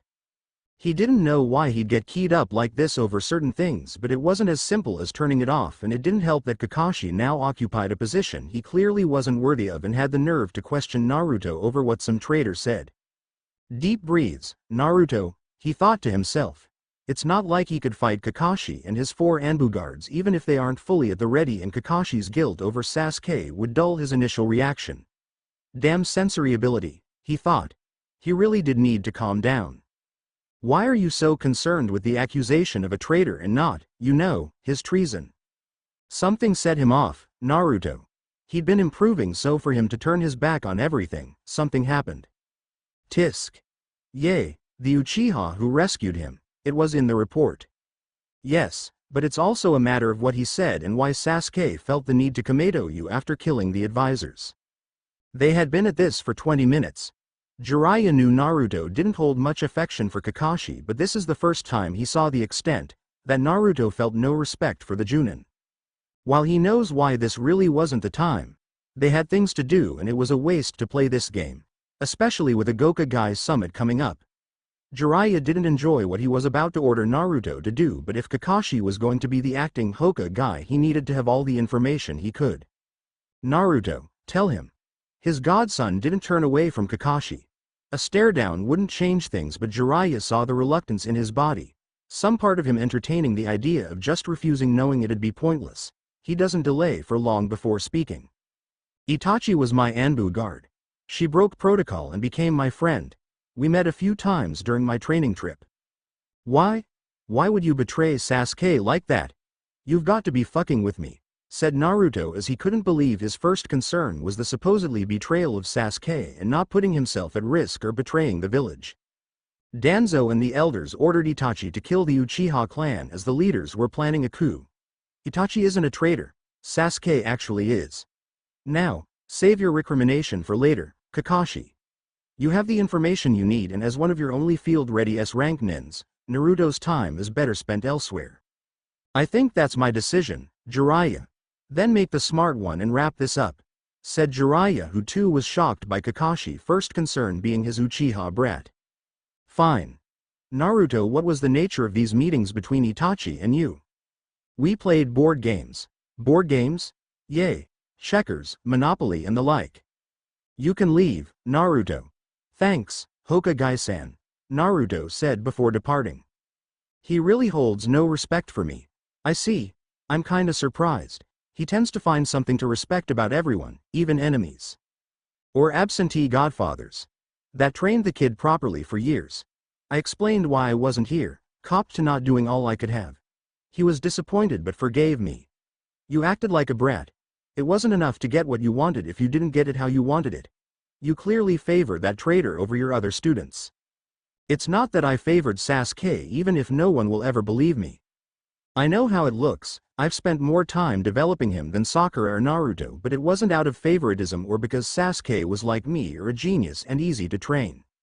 I honestly thought he needed it more. He wasn't like Naruto. He didn't make connections to help with his trauma. He turned inward and it wasn't healthy. His genin team and sensei could have been a new family. I was trying to solve what I assumed was the most immediate and dire problem. A damaged flight risk. All Naruto had to do was try to truly connect. If he had, then we could have moved on. There is no rule that says you have to like your team, Kakashi. It was my rule. It was my team. If I demand a higher standard for teamwork, it was on them to meet it. Naruto routinely refused. Sasuke did, too. I'm aware, but truthfully he didn't know how to connect to people. Naruto just didn't like Sasuke. Which would have been in their files. You forced Naruto on a team you'd know he'd hate and make everyone assume he was a low-ranking student. You didn't have to teach him, Kakashi, especially when you didn't teach him anything anyway. Asuma could have helped with his wind manipulation. Kurenai with his chakra control and tracking. You lobbied for him, played on Sensei's soft side to get Minato's boy, and then squandered his time and talent with your bullshit. And you know what's really sad? Sensei saw it all. Saw how miserable Naruto was to be with you and Sasuke. He felt guilty he'd done that to his grandson but had no other team to reassign him to. He was glad when I returned and made me promise I'd train Naruto seriously. True, I acted the idiot at first, but I followed through. That's why Naruto forgave me, because I helped him become a better shinobi. I helped him face his challenges. Had he been stuck with you, he'd possibly be dead already or stuck as a genin. Was your petty revenge worth it? I honestly didn't see it as revenge at the time. I regret I spoke against him, but in the moment I didn't think he was ready. In the moment you wanted to spite Naruto for flouting your beliefs.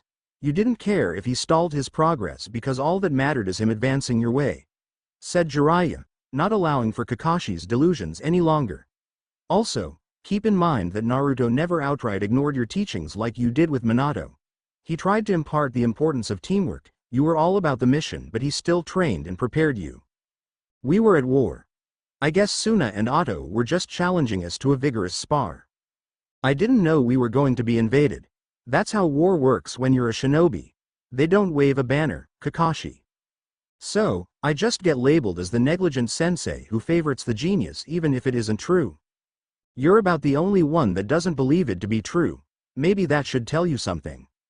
That I'm surrounded by idiots, replied Kakashi. Yes, it's everyone else that's wrong. Is there anything else I need to know about Naruto and Itachi? No, and you'd tell me if there was? No, I jeopardized the safety of a village I've been protecting a lifetime before you were born. Jiraiya replied before he exited, deciding to go find his apprentice. It didn't take Jiraiya long to find Naruto, though he waited for him to be finished with his other teammate as she appeared distressed. He approached as she departed, seeing Naruto stare out into the light of the training ground. Hey, kid. Hey sensei. Or do you prefer Kyofu? I never did ask you that. I'm just happy you don't call me pervy sage anymore, so whichever you feel appropriate, Naruto. I won't read into it either way. Cool. So, come to scold me. I think I have to wrap your knuckles a little. You were really pushing it with Kakashi. I know, and I have no defense.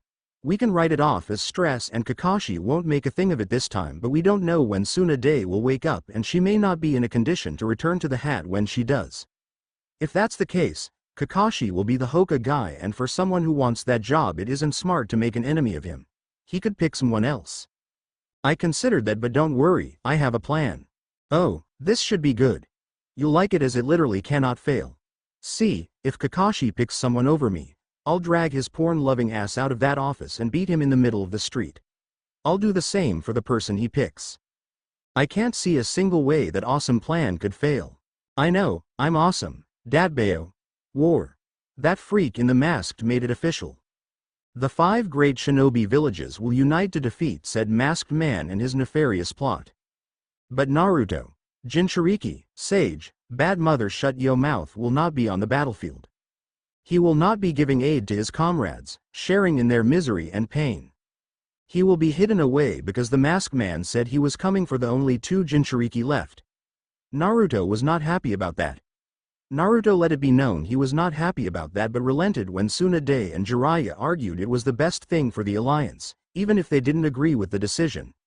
As a concession to this, Jiraiya said he knew some place Naruto and he could go and it'd have a connection with his past, Uzushio. They left at the dead of night. Naruto couldn't look his friends in the face as they prepared to go to war, partially for him. He felt enough shame already.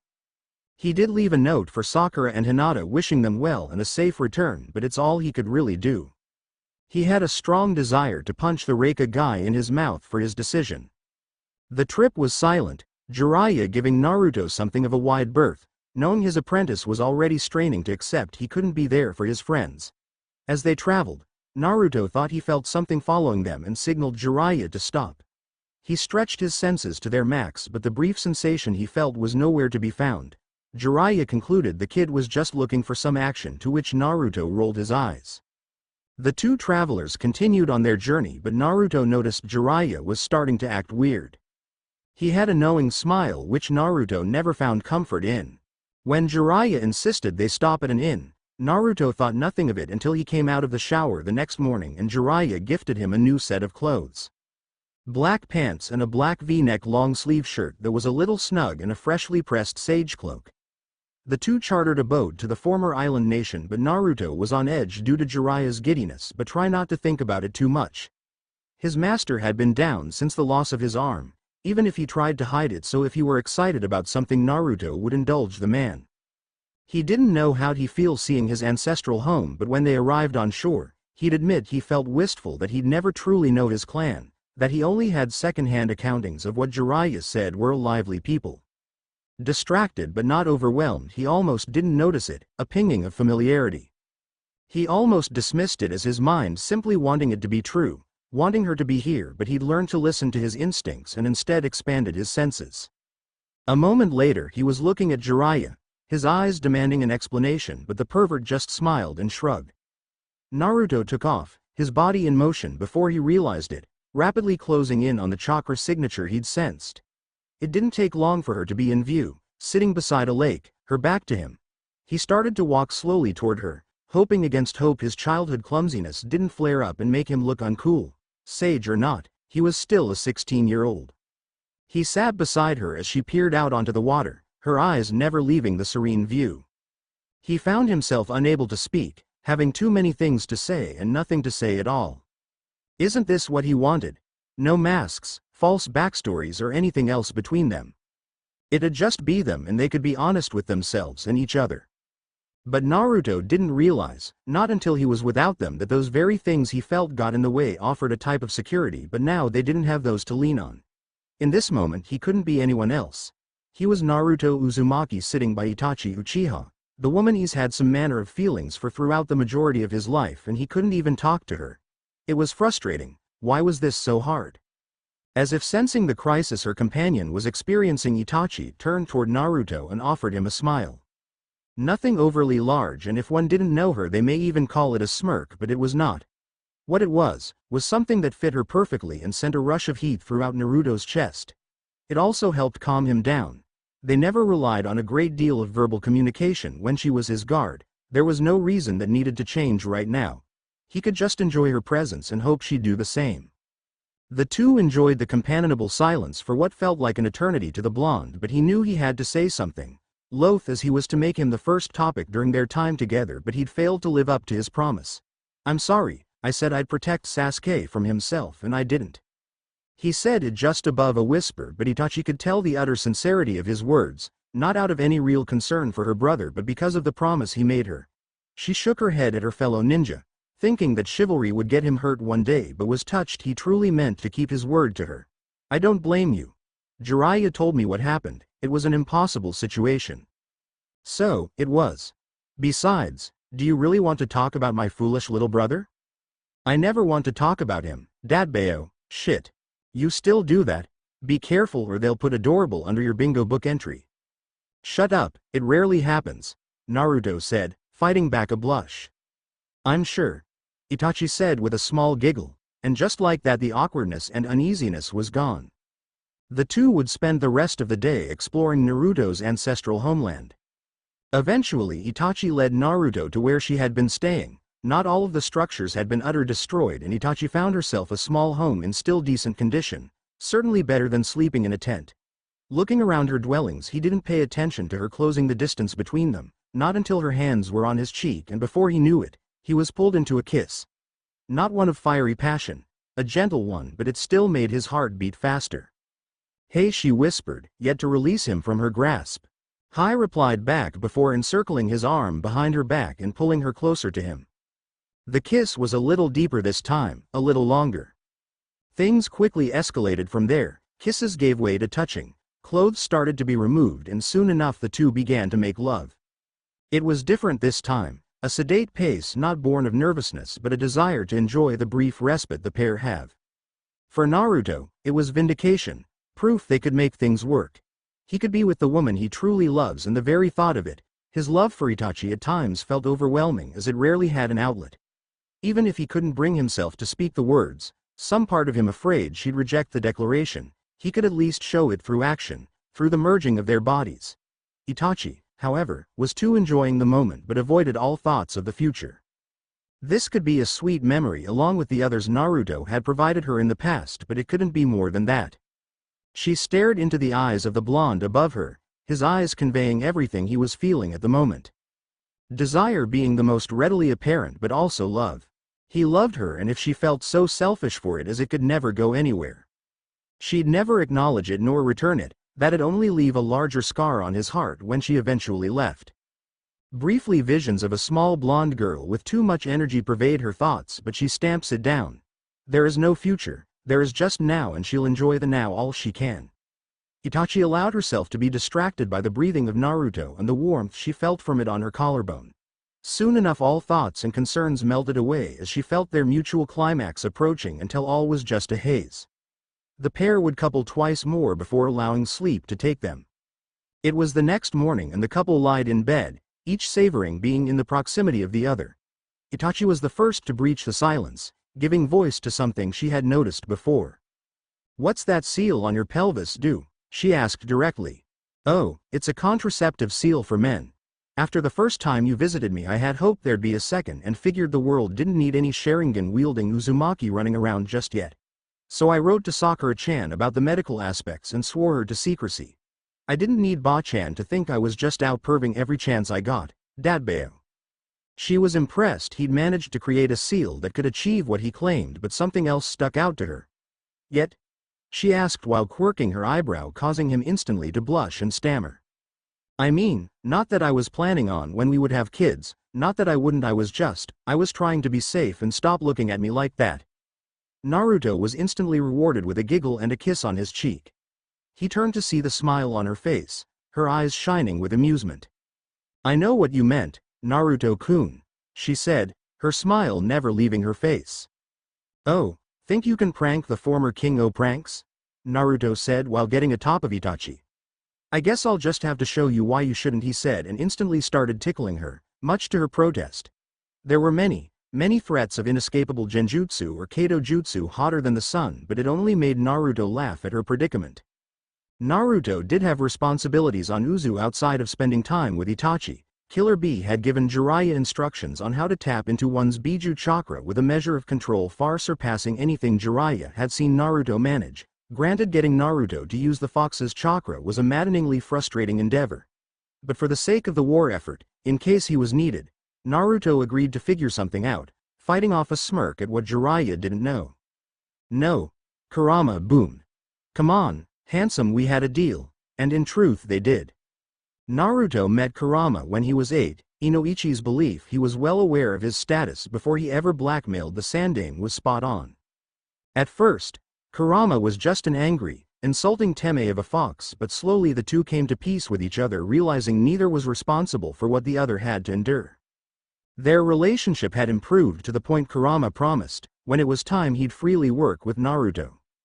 The reason he'd waited until now is he didn't want his partner and first friend in many lifetimes to be weaponized. If they knew Naruto had free access to his chakra, Kurama was concerned that all other development would end and Naruto would be forced to do something drastic, something he wouldn't forgive himself for, so the two could escape. With the pressure of having to become a perfect Jinchuriki, or at least weather the hate of a prisoner, Naruto continued to develop his own abilities while also having someone to talk to when he got lonely.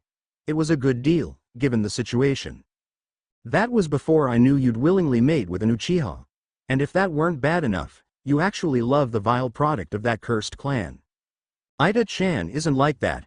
Also, she killed off most of her clan, shouldn't that please you? Nope, she left the job undone. Besides, and this is very important, brat, you'd willing sire kits with her. Even now you want to get this over with so you can return to her bed. Because she's so good, like, oh my god, good. I'd consider giving up Ichiraku ramen, good. I wouldn't give it up, but I'd have to pause and think about it. Kurama, she does this thing with her hips and she gets just enough leverage and... Silence. Just, why an Uchiha? That Hyuga girl seems nice and has good hips. She will give you strong children. Well, I don't love Hinata. Couldn't tell from that one time you had her on your couch and was taking off her pant. Okay. I get it. That was a mistake on my part. Anyway, can we just do this? It's possible I won't be able to defeat all of these guys without your help. Fine. You know you're going to have to accept your darkness and stuff, right? Yes, yes. Can we do this so I can go get laid, pervert? You don't get it. Hips and leverage, yes, I heard you the first time. Okay. So how do I do this?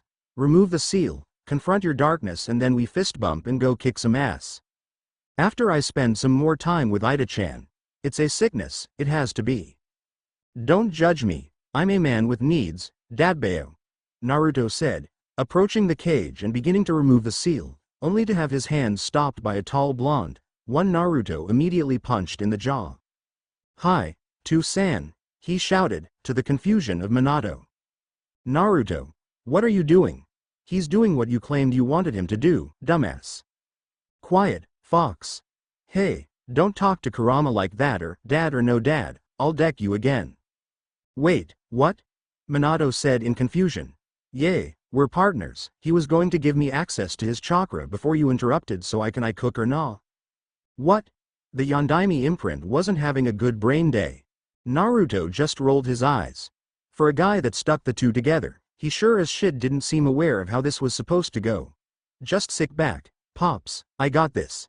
And with that Naruto finished moving the seal only to see nothing happen. The QB, Kurama, he reminded himself, wasn't trying to actively escape, but the duration of the seal being undone triggered something else. For thousands of years have laid dormant. Who has disturbed the great and powerful Kushina-sama, Databane? Oh, God. It's the flying tomato. Flying tomato, Both blondes asked. I told you never to call me that. Databane, Kushina shouted before approaching her son and giving him a tight hug. Hi, Sochi-kun. Hi, Ka-chan. He replied back, a few unshed tears in his eyes. Why does she get tears and I get punched? I'm not going to cry over some dude. It's called the bro code. That doesn't apply to fathers and sons. It so totally does. Even my old man knew that and he created Ninshu. Kurama offered, helpfully. We don't have time for this.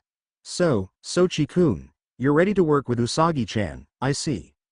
I'm not a rabbit, you bruised tomato head, and I'm not a tomato, flying or otherwise, jerk.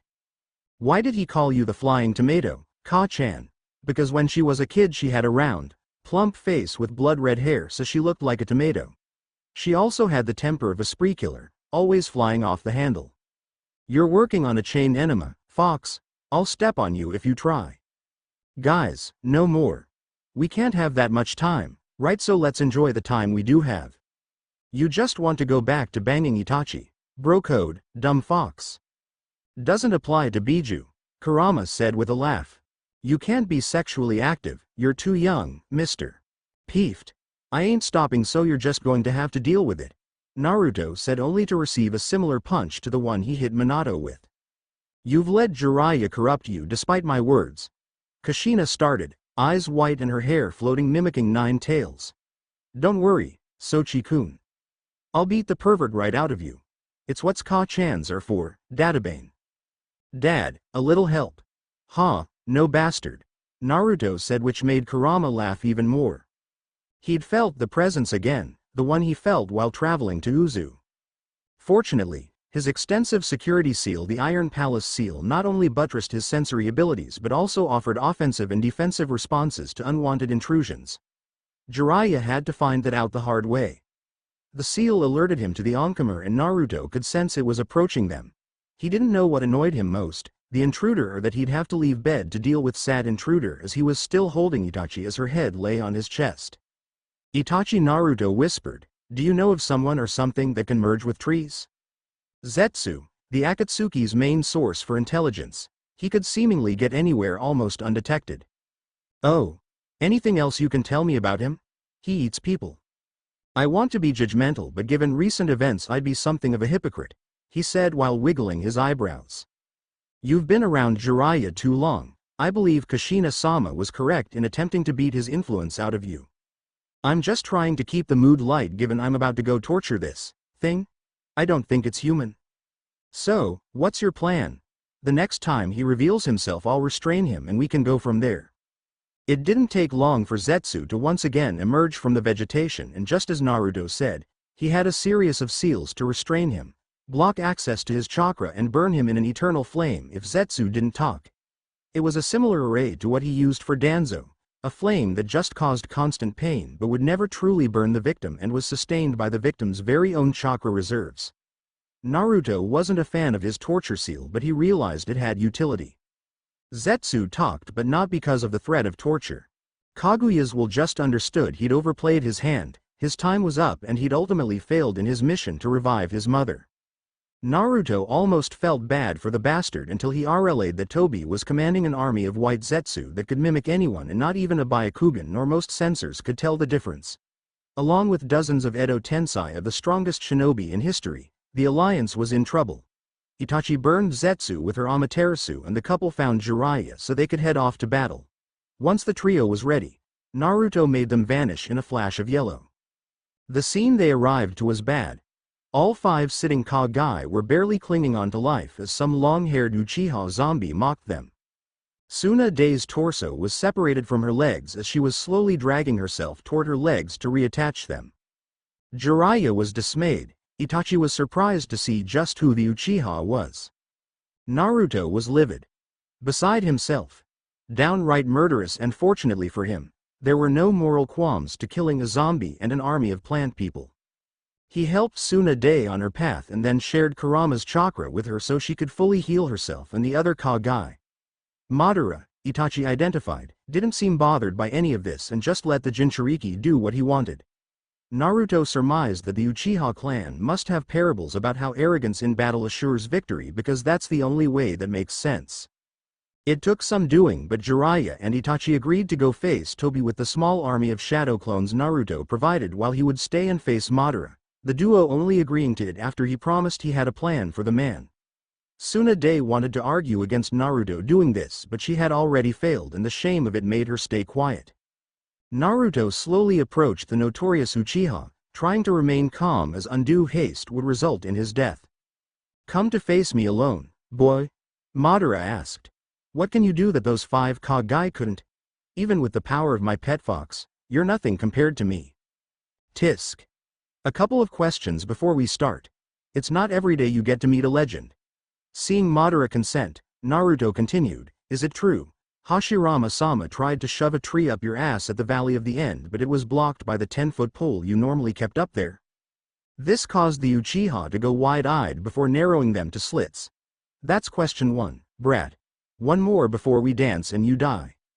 "That question was for you to ask me. Like I said, it isn't every day you get to meet a legend. You should be honored, Teme. I'm going to enjoy this, but I doubt you'll last even 5 minutes. When this is over, I'm going to want to see that same energy." 459 later, a blinded and restrained Madara has a look of disbelieving rage plastered on his face.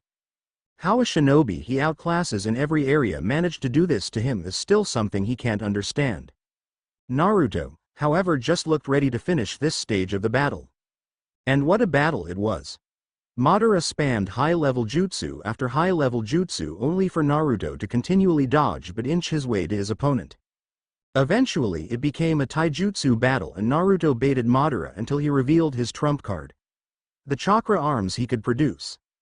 No one knew about them and Naruto made sure not to reveal them until he could strike, and strike he did. Naruto created 3 arms, each designed with a specific seal in mind. 2 would seal Madara's eyes, robbing him of his Rinnegan, and the last would end the bastard for good. "How?" Madara grunted. "I'm just so tempted to say ninja and leave it at that, but I'll be quick. There was an asshole that killed my grandfather using the jutsu that brought you back. I was determined to never allow myself to be defenseless against it, so I took a look at the village's forbidden scroll of seals. It turns out the Edo Tensei isn't that complex. There needs to be a physical body because dead bodies still contain yang chakra. The jutsu calls back the yin chakra of the intended and the DNA or blood, along with the chakra provided by the user as the anchor that allows the yin to merge with the foreign yang. You separate the two and the jutsu ends. I essentially did that, except when your yin releases it'll be more like a very small star collapsing, and hopefully you'll take that fake with you. What's your name, boy?" "Naruto Uzumaki. Of course, that clan of second-rate shinobi. Fighting with ink like a bunch of cowards." "Oh no, Mr. Zombie, don't insult my clan. Whatever, loser, just sit there and wait to be of use." Before he departed, Naruto had something he needed to tell her. He whispered it in her ear. She looked mildly shocked, but his firm head nod confirmed he meant what he said. He then disappeared in a yellow flash. "Tsunade, what did the boy tell you?" asked I. The person controlling the Edo Tensei was Sasuke Uchiha. The battle against the eventually revealed Obito was hard fought. He pulled some broken hack's ability to avoid being killed by Naruto's Madara bomb, but it still injured him. The fight against the other Biju was epic. Naruto, Killer Bee and Itachi worked very well as a newly formed team, much to Obito's ire. He became increasingly unhinged, going for wide area effects jutsu and abandoning tactics. It managed to keep the alliance from landing a killing blow, but Obito was no closer to getting the 2 remaining Biju. Then Sasuke arrived and literally stabbed Obito in the back, ending the war. Except he had a deranged look in his eyes. He started shouting Naruto's name repeatedly, and Naruto was more than willing to meet the challenge. Sasuke had crossed the last line. There was no rehabilitation to be had. He was a mad beast and Naruto would put him down, promises be damned. Itachi stopping and kissing him before he went to face Sasuke surprised him. For one, she didn't strike him as the type to be overly comfortable with public displays of affection. 2. The emotion behind it felt off. He couldn't quite figure out why, but something was wrong and the look in her eyes didn't help. It was when she turned towards Sasuke's direction he realized what she intended to do. She was saying goodbye. Finally going to sacrifice herself for the sake of her brother, and Naruto was having none of it, but before he could stop her or even move he felt an arm around his neck. It was Jiraiya, executing a chokehold, and even with one arm it was damn near impossible to break. Jiraiya, stop! Let me go! Naruto bellowed as if suffering the greatest anguish of his life. Please, Jiraiya, let me go! But Jiraiya wouldn't release Naruto, and the lack of blood flow was starting to affect him. Naruto immediately tried to call upon Kurama's chakra, only for Sakura to slap a seal on him. Naruto was blacking out fast. His last sight was of Itachi's back as she marched toward her death. He awoke 3 days later. Apparently, Sakura and Kakashi thought it a good idea to place him in a medically induced coma so they could subdue Sasuke without Naruto killing him. Why? Comrades don't abandon each other. When Naruto awoke, Jiraiya was there, and it took a great deal of Naruto's self-control not to lash out at the man, even more after Jiraiya's first sentence. She's gone, Naruto. And there it was. Confirmation that she finally completed her mission to die by her brother's hands, aided by his godfather, friend, and Junin-sensei. In that moment, Naruto wanted to kill all three and was finding it almost impossible to come up with a reason not to. Tsunade had been working on a prosthetic since I came back from fighting Nagato. When you turned over Danzo's body, it gave her some ideas. 3 weeks, Naruto. I'm asking you to sit on this for 3 weeks, and then you and I can fight it out, and no matter what the result is, you won't be held responsible. Jiraiya said and saw Naruto nod. Jiraiya started to head toward the door but was stopped when Naruto spoke. Why? Because she felt like she had to. Whether you accept it or not, Itachi blamed herself for how Sasuke turned out and for his inability to fight off the darkness. She needed to atone, and I couldn't take that away from her. She'd sacrificed everything for the village. She at the very least deserved that. She deserved a future, to have her name cleared and be acknowledged as the loyal kunoichi she was. True, but she didn't want that. She wanted to try to save her brother. Then she wasted her time. Naruto, let it go. Sasuke is in a holding facility, chakra sealed and guarded by a small army of Black Op ninja. Whatever designs you may have on his life, let it go. Why do I have to have designs on his life? He's going to be executed, right? Right. When the advisor's deeds came to the attention of the daimyo, he pulled some strings. Felt Sasuke wasn't completely responsible for his actions, not even helping Obito, so no execution, but he'll likely never be released from prison. Well, isn't that grand? Leave, Jiraiya. I'll see you in 3 weeks. The duel between the two Toad sages destroyed 3 training grounds by the time it was done. Kakashi ordered all other ninja to avoid the surrounding areas, so no one truly witnessed the details of the battle, but the destruction of the land told the story of 2 high-level shinobi going at each other with intent and a tier of power most ninja couldn't truly comprehend. Both combatants managed to leave under their own power, but Jiraiya did have to go directly to the hospital, whereas Naruto simply vanished. 3 months after the end of the war, Naruto received a request from Sasuke to visit him in prison. Naruto knew the asshole wanted nothing of importance but decided to go, to have one final conversation with him. It started off how one could predict, Sasuke admonishing Naruto for his betrayal, how if he'd be a true friend none of this would have happened, and how it was his betrayal with Itachi that was truly unforgivable. All of that was more or less boilerplate and easily ignored. It was his final statements that sealed Sasuke's fate. Does it hurt, Naruto? That she's gone? Yes, Sasuke, it does. No, not that. Of course it hurts, my Nei-san is gone. Does it hurt that she loved me more than you? That she chose death by my hand over being with you? Does that burn? Does it keep you up at night? Your inability to protect your precious person because she didn't value you enough? Did she even tell you she loved you? Because she told me, right before my Kirin vaporized her. She sounded so sincere. I'm sorry for all the pain I caused you, Sasuke, and I'll always love you, she said. And for that love you killed her. No, you killed her. This village killed her, just like it killed the rest of my clan. My best friend and my sister, screwing behind my back. Laughing at me, plotting and planning and manipulating me. You had to answer for your betrayal. One of you had to die, but truthfully I wanted it to be you. I think it's because I've always hated you, at least a little. Well, this has been a blast, Sasuke. Enjoy your time in prison. Oh, I will. No matter what, I'll always be the person that took your love from you, and there is nothing you can do about it. You won't seek revenge, it's not your way. Goodbye, Dobi. Live in misery. As Naruto was exiting the visitors area, he felt a familiar presence arrive in the shadows. "What are your orders, Naruto-sama?" asked Sai, one of the many former Root members that had slowly transitioned back into village life, and while many wouldn't never fully have their emotions back, they were getting some and were thankful to Naruto for no longer being beholden to Danzo. "Is it all set?" Naruto asked. "Yes, we have successfully infiltrated the prison, be it guards or inmates." "Good. I want you to do nothing." "Nothing?" Sai asked in confusion. "Yes, nothing.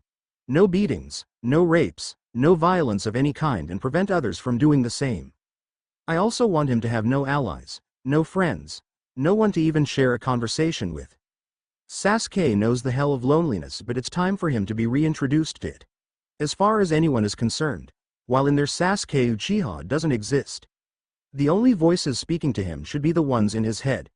Let's see how strong he is." "It will be done, Naruto-sama." Meanwhile, Jiraiya was glad Tsunade hadn't left the village yet and could only hope she'd be willing to help him.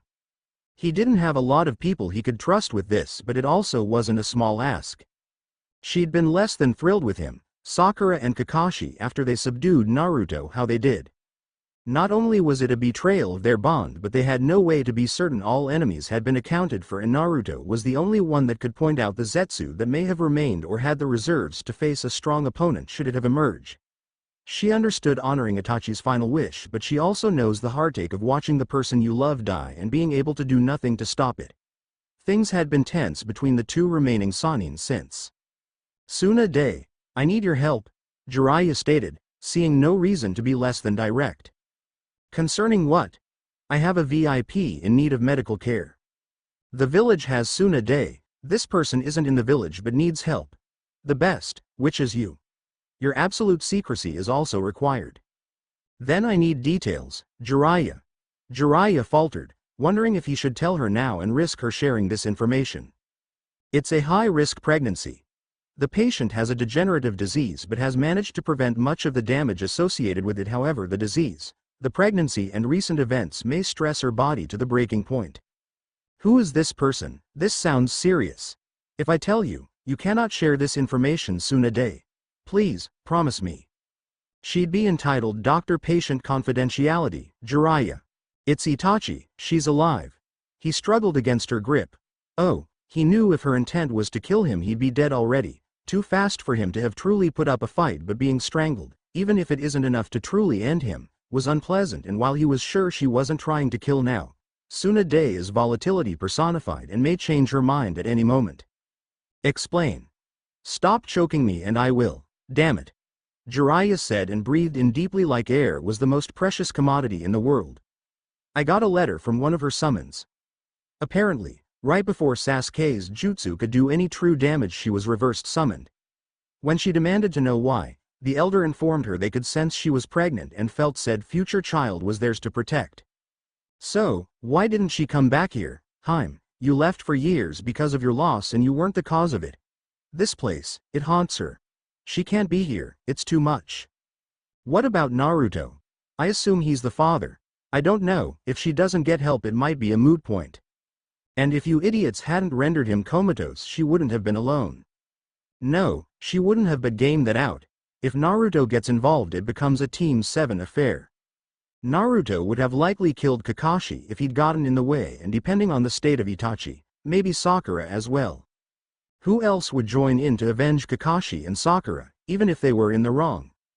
Guy. Which brings along his team. Maybe the other rookies? Except Guy pulling off a completely suicidal attack. Who could stand to Naruto now? One that's lost in heartbreak and rage? At full power I could for a time, but I was nowhere near that then. If Naruto was conscious, he was dangerous, and I foresaw a bloodbath, except Madara and Obito wouldn't have been at the center of it. I'd rather he hate me than allow him to become a monster in a weak moment." Tsunade couldn't deny the logic of his scenario, but it felt like an excuse, a lot of conjecture on what could have happened. But now was not the time to dwell on the poor decisions of her idiot teammate and suicidal Uchiha. She had a patient that needed help. The Sannin made haste toward Itachi, but even still it took them 2 days to arrive. The small, single-story cabin was entirely unassuming, fitting for a missing nin. As they approached they were met by someone neither of them expected and immediately asked for a fight. No need for that, I'm here at Itachi's behest. You know, toad, slug, shark and weasel. I swear there's a joke in here somewhere, said Kisame as he greeted the Sannin at his door. And if you make it I'll punch you so hard you'll see the curvature of the earth. Now, where is Itachi? She's in the back. Kisame answered as he moved out of Tsunade's way. She's a bit violent, ain't she? He asked when Tsunade was no longer within earshot. No, she's a lot violent and I'd suggest you not push it, Jiraiya said, subconsciously rubbing his neck. It's kinda my nature, though. I'm a button pusher, I push buttons. The youth always have to get lessons beat into their heads. Kisame could only shrug. Jiraiya wasn't exactly wrong. You look like there is something you want to say. Oh, picking up on that are we? You should just say it. You're an idiot. I'm okay with that. Go be an idiot, until you involved my idiot in your idiocy. If by idiocy you mean sex, well he was more than willing. Besides, we used preventive measures. You mean that seal of his? Sakura told me about it. Something must have happened, maybe the influx of the QB's chakra. Kurama. Whatever. But no, the sex wasn't the idiocy I meant. I meant you running off to die for no reason. Sasuke may never know peace but he certainly wouldn't if I were alive and no matter what he did, he deserved justice. I wronged him, having done it on orders doesn't change that fact. If Naruto had not intervened this wouldn't even be an issue. So, our idiot involved me in his own idiocy, for the record. Ah, the seal. The seal is essentially the problem, Itachi. Yes, it healed you and extended your life and did so again when you faced Sasuke. The problem is the toll taken on your body. You're dying. How long? 7 years, 10 at most if you don't push yourself too hard. But the baby will be alright. Yes, and I'll be staying by your side to make sure but your baby will be fine. I'll talk to Jiraiya, we can arrange transport for you. I'm not going back to the village. Yes, you are. No, I'm not. If stress is bad for me, what do you think the scene where I committed mass murder is going to do? What about Naruto? There are things in the works for Naruto. Our chapter is over, my returning would only complicate matters. Even if you don't have that long, you both deserve to take advantage of the time you do have and he deserves to know about his child. And he will, when the time is right, but I won't live in that village and it does more harm than good to have Naruto not there or working on Konoha's behalf. He can do that and not be there, Itachi. Yes, he can. Or he can not know and move on with someone and have an actual life with them. A lifelong partner that can support and love him. I can't do that and if it is known that he's consorting with a missing nin, that's bad for him. He will eventually know of our child together, when I'm sure it was divert him from his dream of being Hokage. Then we'll have to release the truth about the Uchiha massacre. More than a few people know anyway. But not everyone nor should they. Why are you fighting so hard to be away from him? 7 to 10 years. Will I be an invalid at some point? Would he be reduced to my nurse? Would you want to be remembered like that? So, vanity, dignity. I shouldn't even be alive but I am so I will do what I need to do but I won't drag him down with me. What benefit is there of him knowing I'm alive? Yes, he will miss some time with his child and if he never forgives me I'd understand. But what else? I'm not the only person that cares for him, he'll have options. A woman that doesn't come with my baggage and can actually be a life partner for him instead of whatever I'd be. He can be happy, he will be happy. Haven't you learned your grand manipulations don't work? They will this time. Last time I had no one to ensure they wouldn't fail. That's not the case. And who is this person that's going to aid you in this plan? The one person who wanted me away from Naruto more than you did, his little heiress. Tsunade snorted, despite the seriousness of the conversation. Jiraiya told me you didn't much care for her. I have no strong opinions on her one way or another except she genuinely cares for Naruto and will help him move on. Even if they don't ultimately end up together, she'll be of use. I assume she's grown a spine. Kitty has claws. You know, just because you say really jealous things with a monotone doesn't make them any less jealous. I am not jealous, Lady Tsunade. Sure. Well, we need to make arrangements. It seems I'll be out of the village for a while. Thank you. Don't, you're essentially carrying my grandchild. Even if Naruto is going to hate me when this all comes out I wouldn't trust anyone with this but myself. I thank you all the same. By the way, would you like to know the gender? Hi. You're having a girl.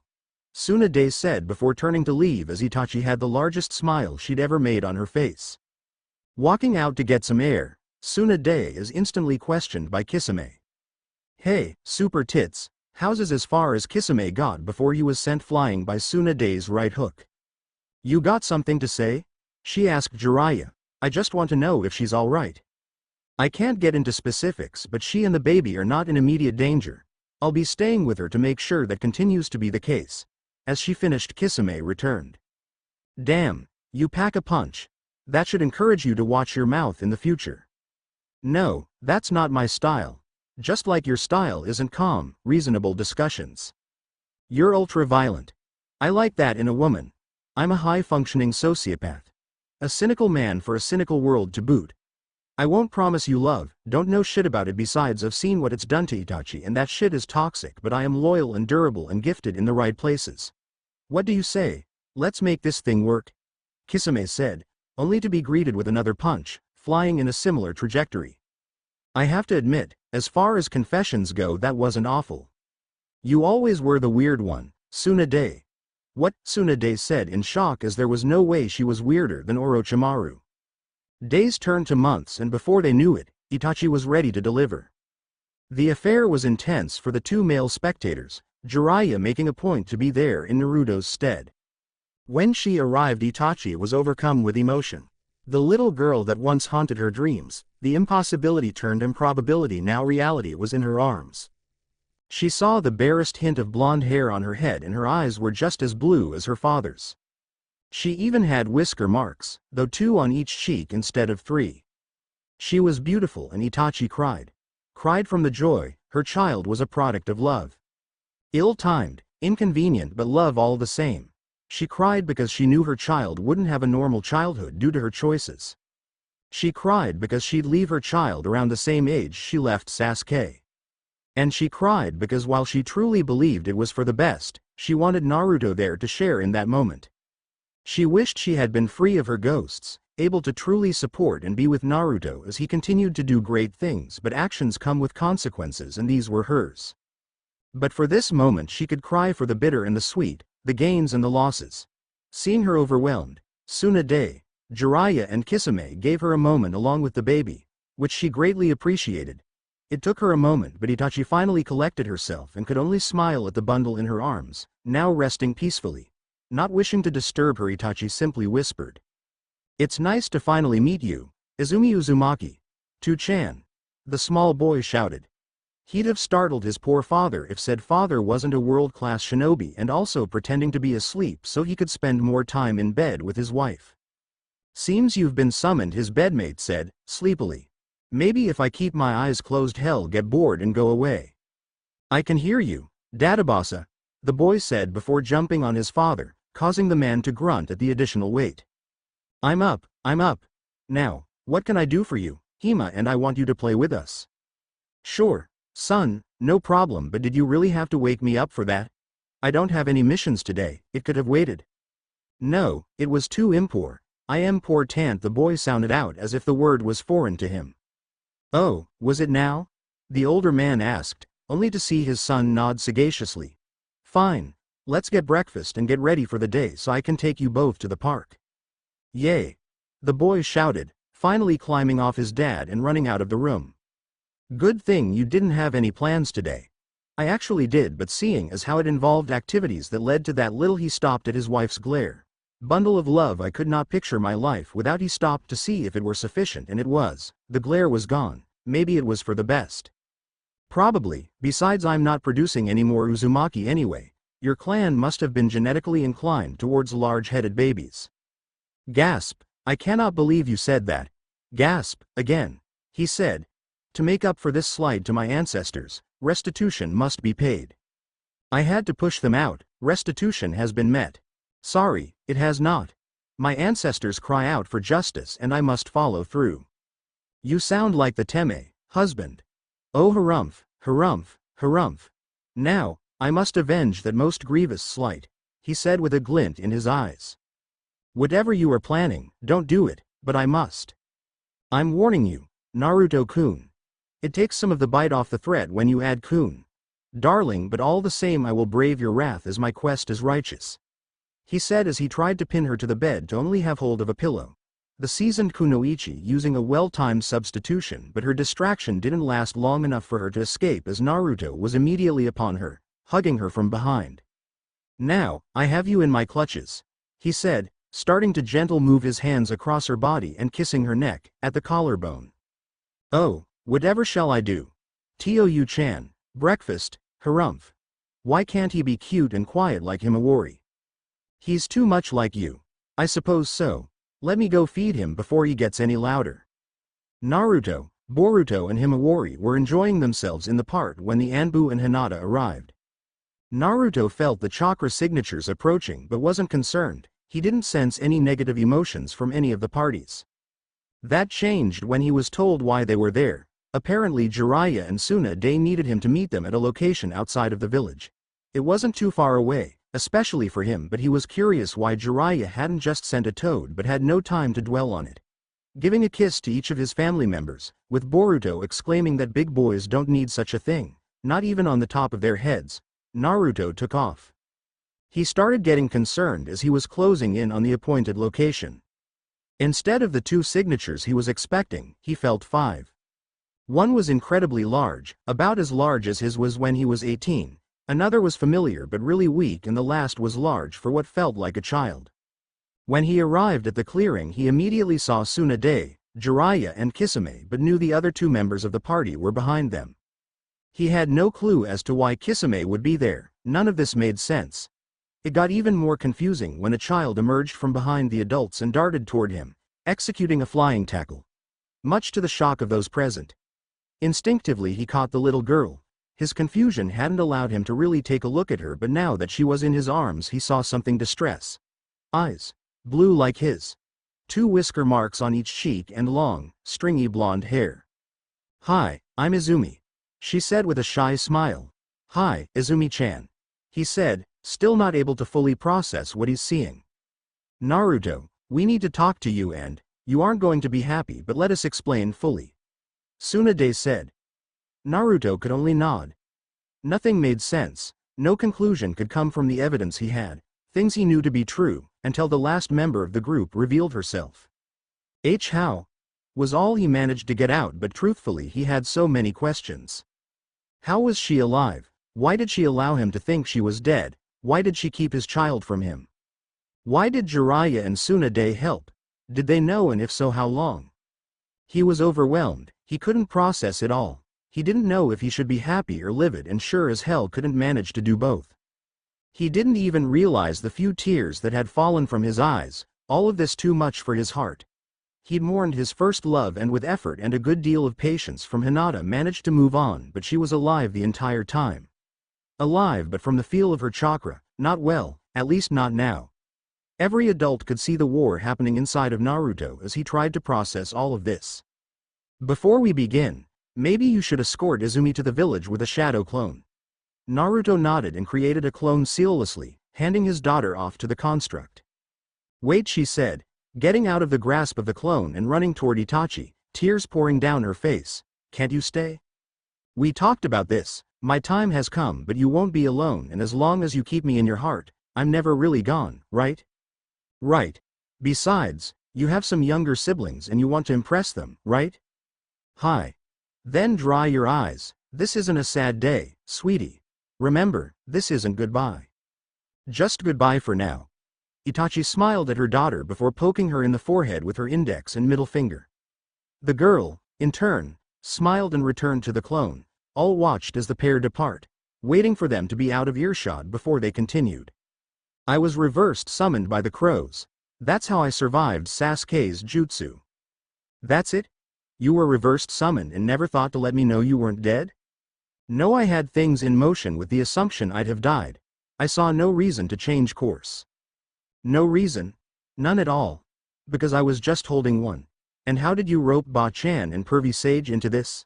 Matter of fact, why didn't either of you tell me? I couldn't. She was my patient, which I agreed to before I knew who the patient was. But I couldn't break privilege, not even for you. And what about you, Kyofu?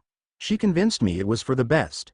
The world was headed towards peace, but it still needed you, and that couldn't happen if you were distracted with your missing nin girlfriend. That was my fucking choice, Jiraiya. Even if it was, we couldn't take the risk you'd make the wrong one. So you let me think she was dead. You saw how messed up I was and you let it happen. Was your prophecy so important you'd ignore everything else? No, it wasn't about the prophecy. You know what she's sacrificed. She made a request on how she wanted to live her last years. It may hurt, but I felt she was owed this. It wasn't easy and I hated how much pain you were in, but I stand by my decision. Oh, how honorable, Jiraiya. What about Izumi? Didn't I have a right to know her, for the first decade of her life to not be something I'm told about? Naruto was interrupted as Itachi had a sudden coughing fit. He was still angry, but seeing the once powerful Kunoichi so frail made his concern override it.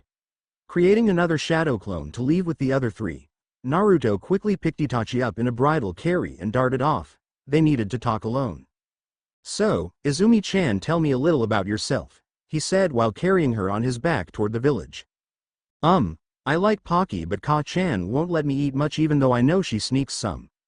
I like to water plants.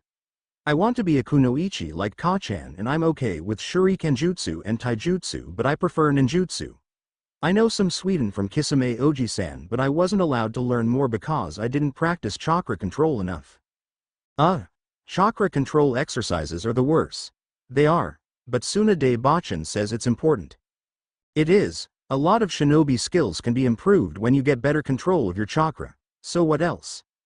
Jiraiya Oji-san taught me some fuinjutsu, but not much. He says you're better at it, so it'd be best to learn from you.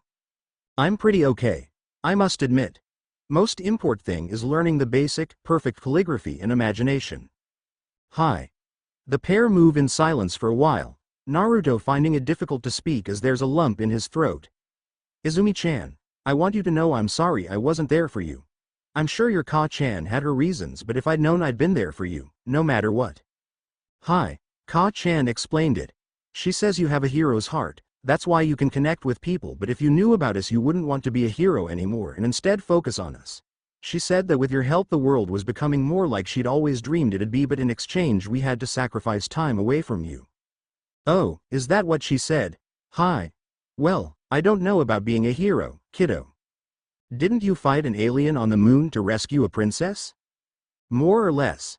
Sounds pretty heroic to me, San. I suppose it does. Hey, would you like to know a little bit about your brother and sister? Hi. Well, first, there's Bolt. He looks a lot like me, so I guess he looks a lot like you too, but don't tell him that. He's sensitive about looking girly. He's a bit loud and very enthusiastic.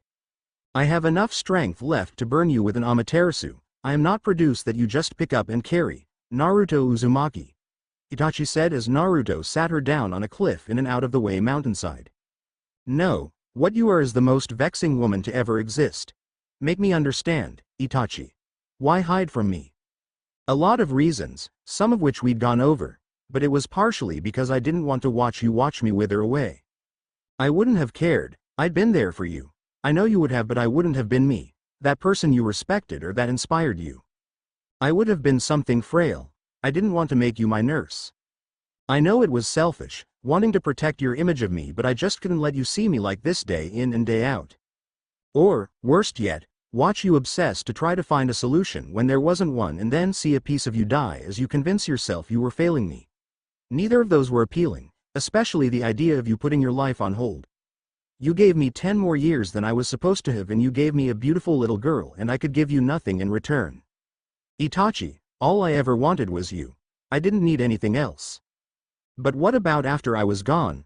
I don't know, I would have had to figure something out, but you didn't need to socially engineer a preferred outcome. Why not? Aren't you happy with Hinata? Very much so. Good. Then you wound up with the only other person that loved you as much as I did.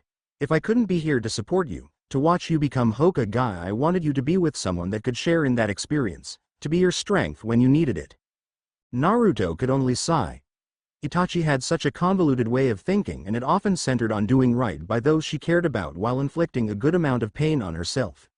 She was a genius of a kunoichi and utterly unsuited for the shinobi lifestyle, as it just twisted her in knots.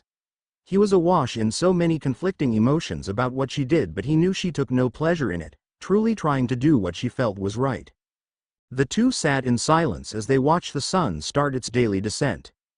It was reminiscent of the times she sat with him at the park, when he was just a lonely little boy with virtually no contact, but her mere presence could comfort him and soothe his wounded soul. It also reminded him of their time in Uzushio and how during the shinobi world's greatest threat, these two found a moment of true honesty and intimacy with each other. It was bittersweet, as much of their history was, but it was theirs. And now, 10 years later, the first woman he ever loved is with him again. The mother of his oldest child, his inspiration and guiding light, and it was almost overwhelming to think this time would truly be the last he'd see of her. To have her for a brief moment only to lose her again. It felt reductive to call it cruel. A relationship built on bad timing and best intentions, as if fate itself conspired against them. Sensing he was becoming increasingly distraught, Itachi turned toward Naruto, cupping his cheeks so he'd face her as well, and kissed him. It was not a kiss filled with searing passion, nor one of tender melancholy. It was reassuring, a sign he'd be okay. Leaning against his forehead, she felt her end nearing, and with the last of her strength Itachi spoke her final words, "Goodbye, my love." "No, just goodbye for now. That's it for today. Thanks for watching."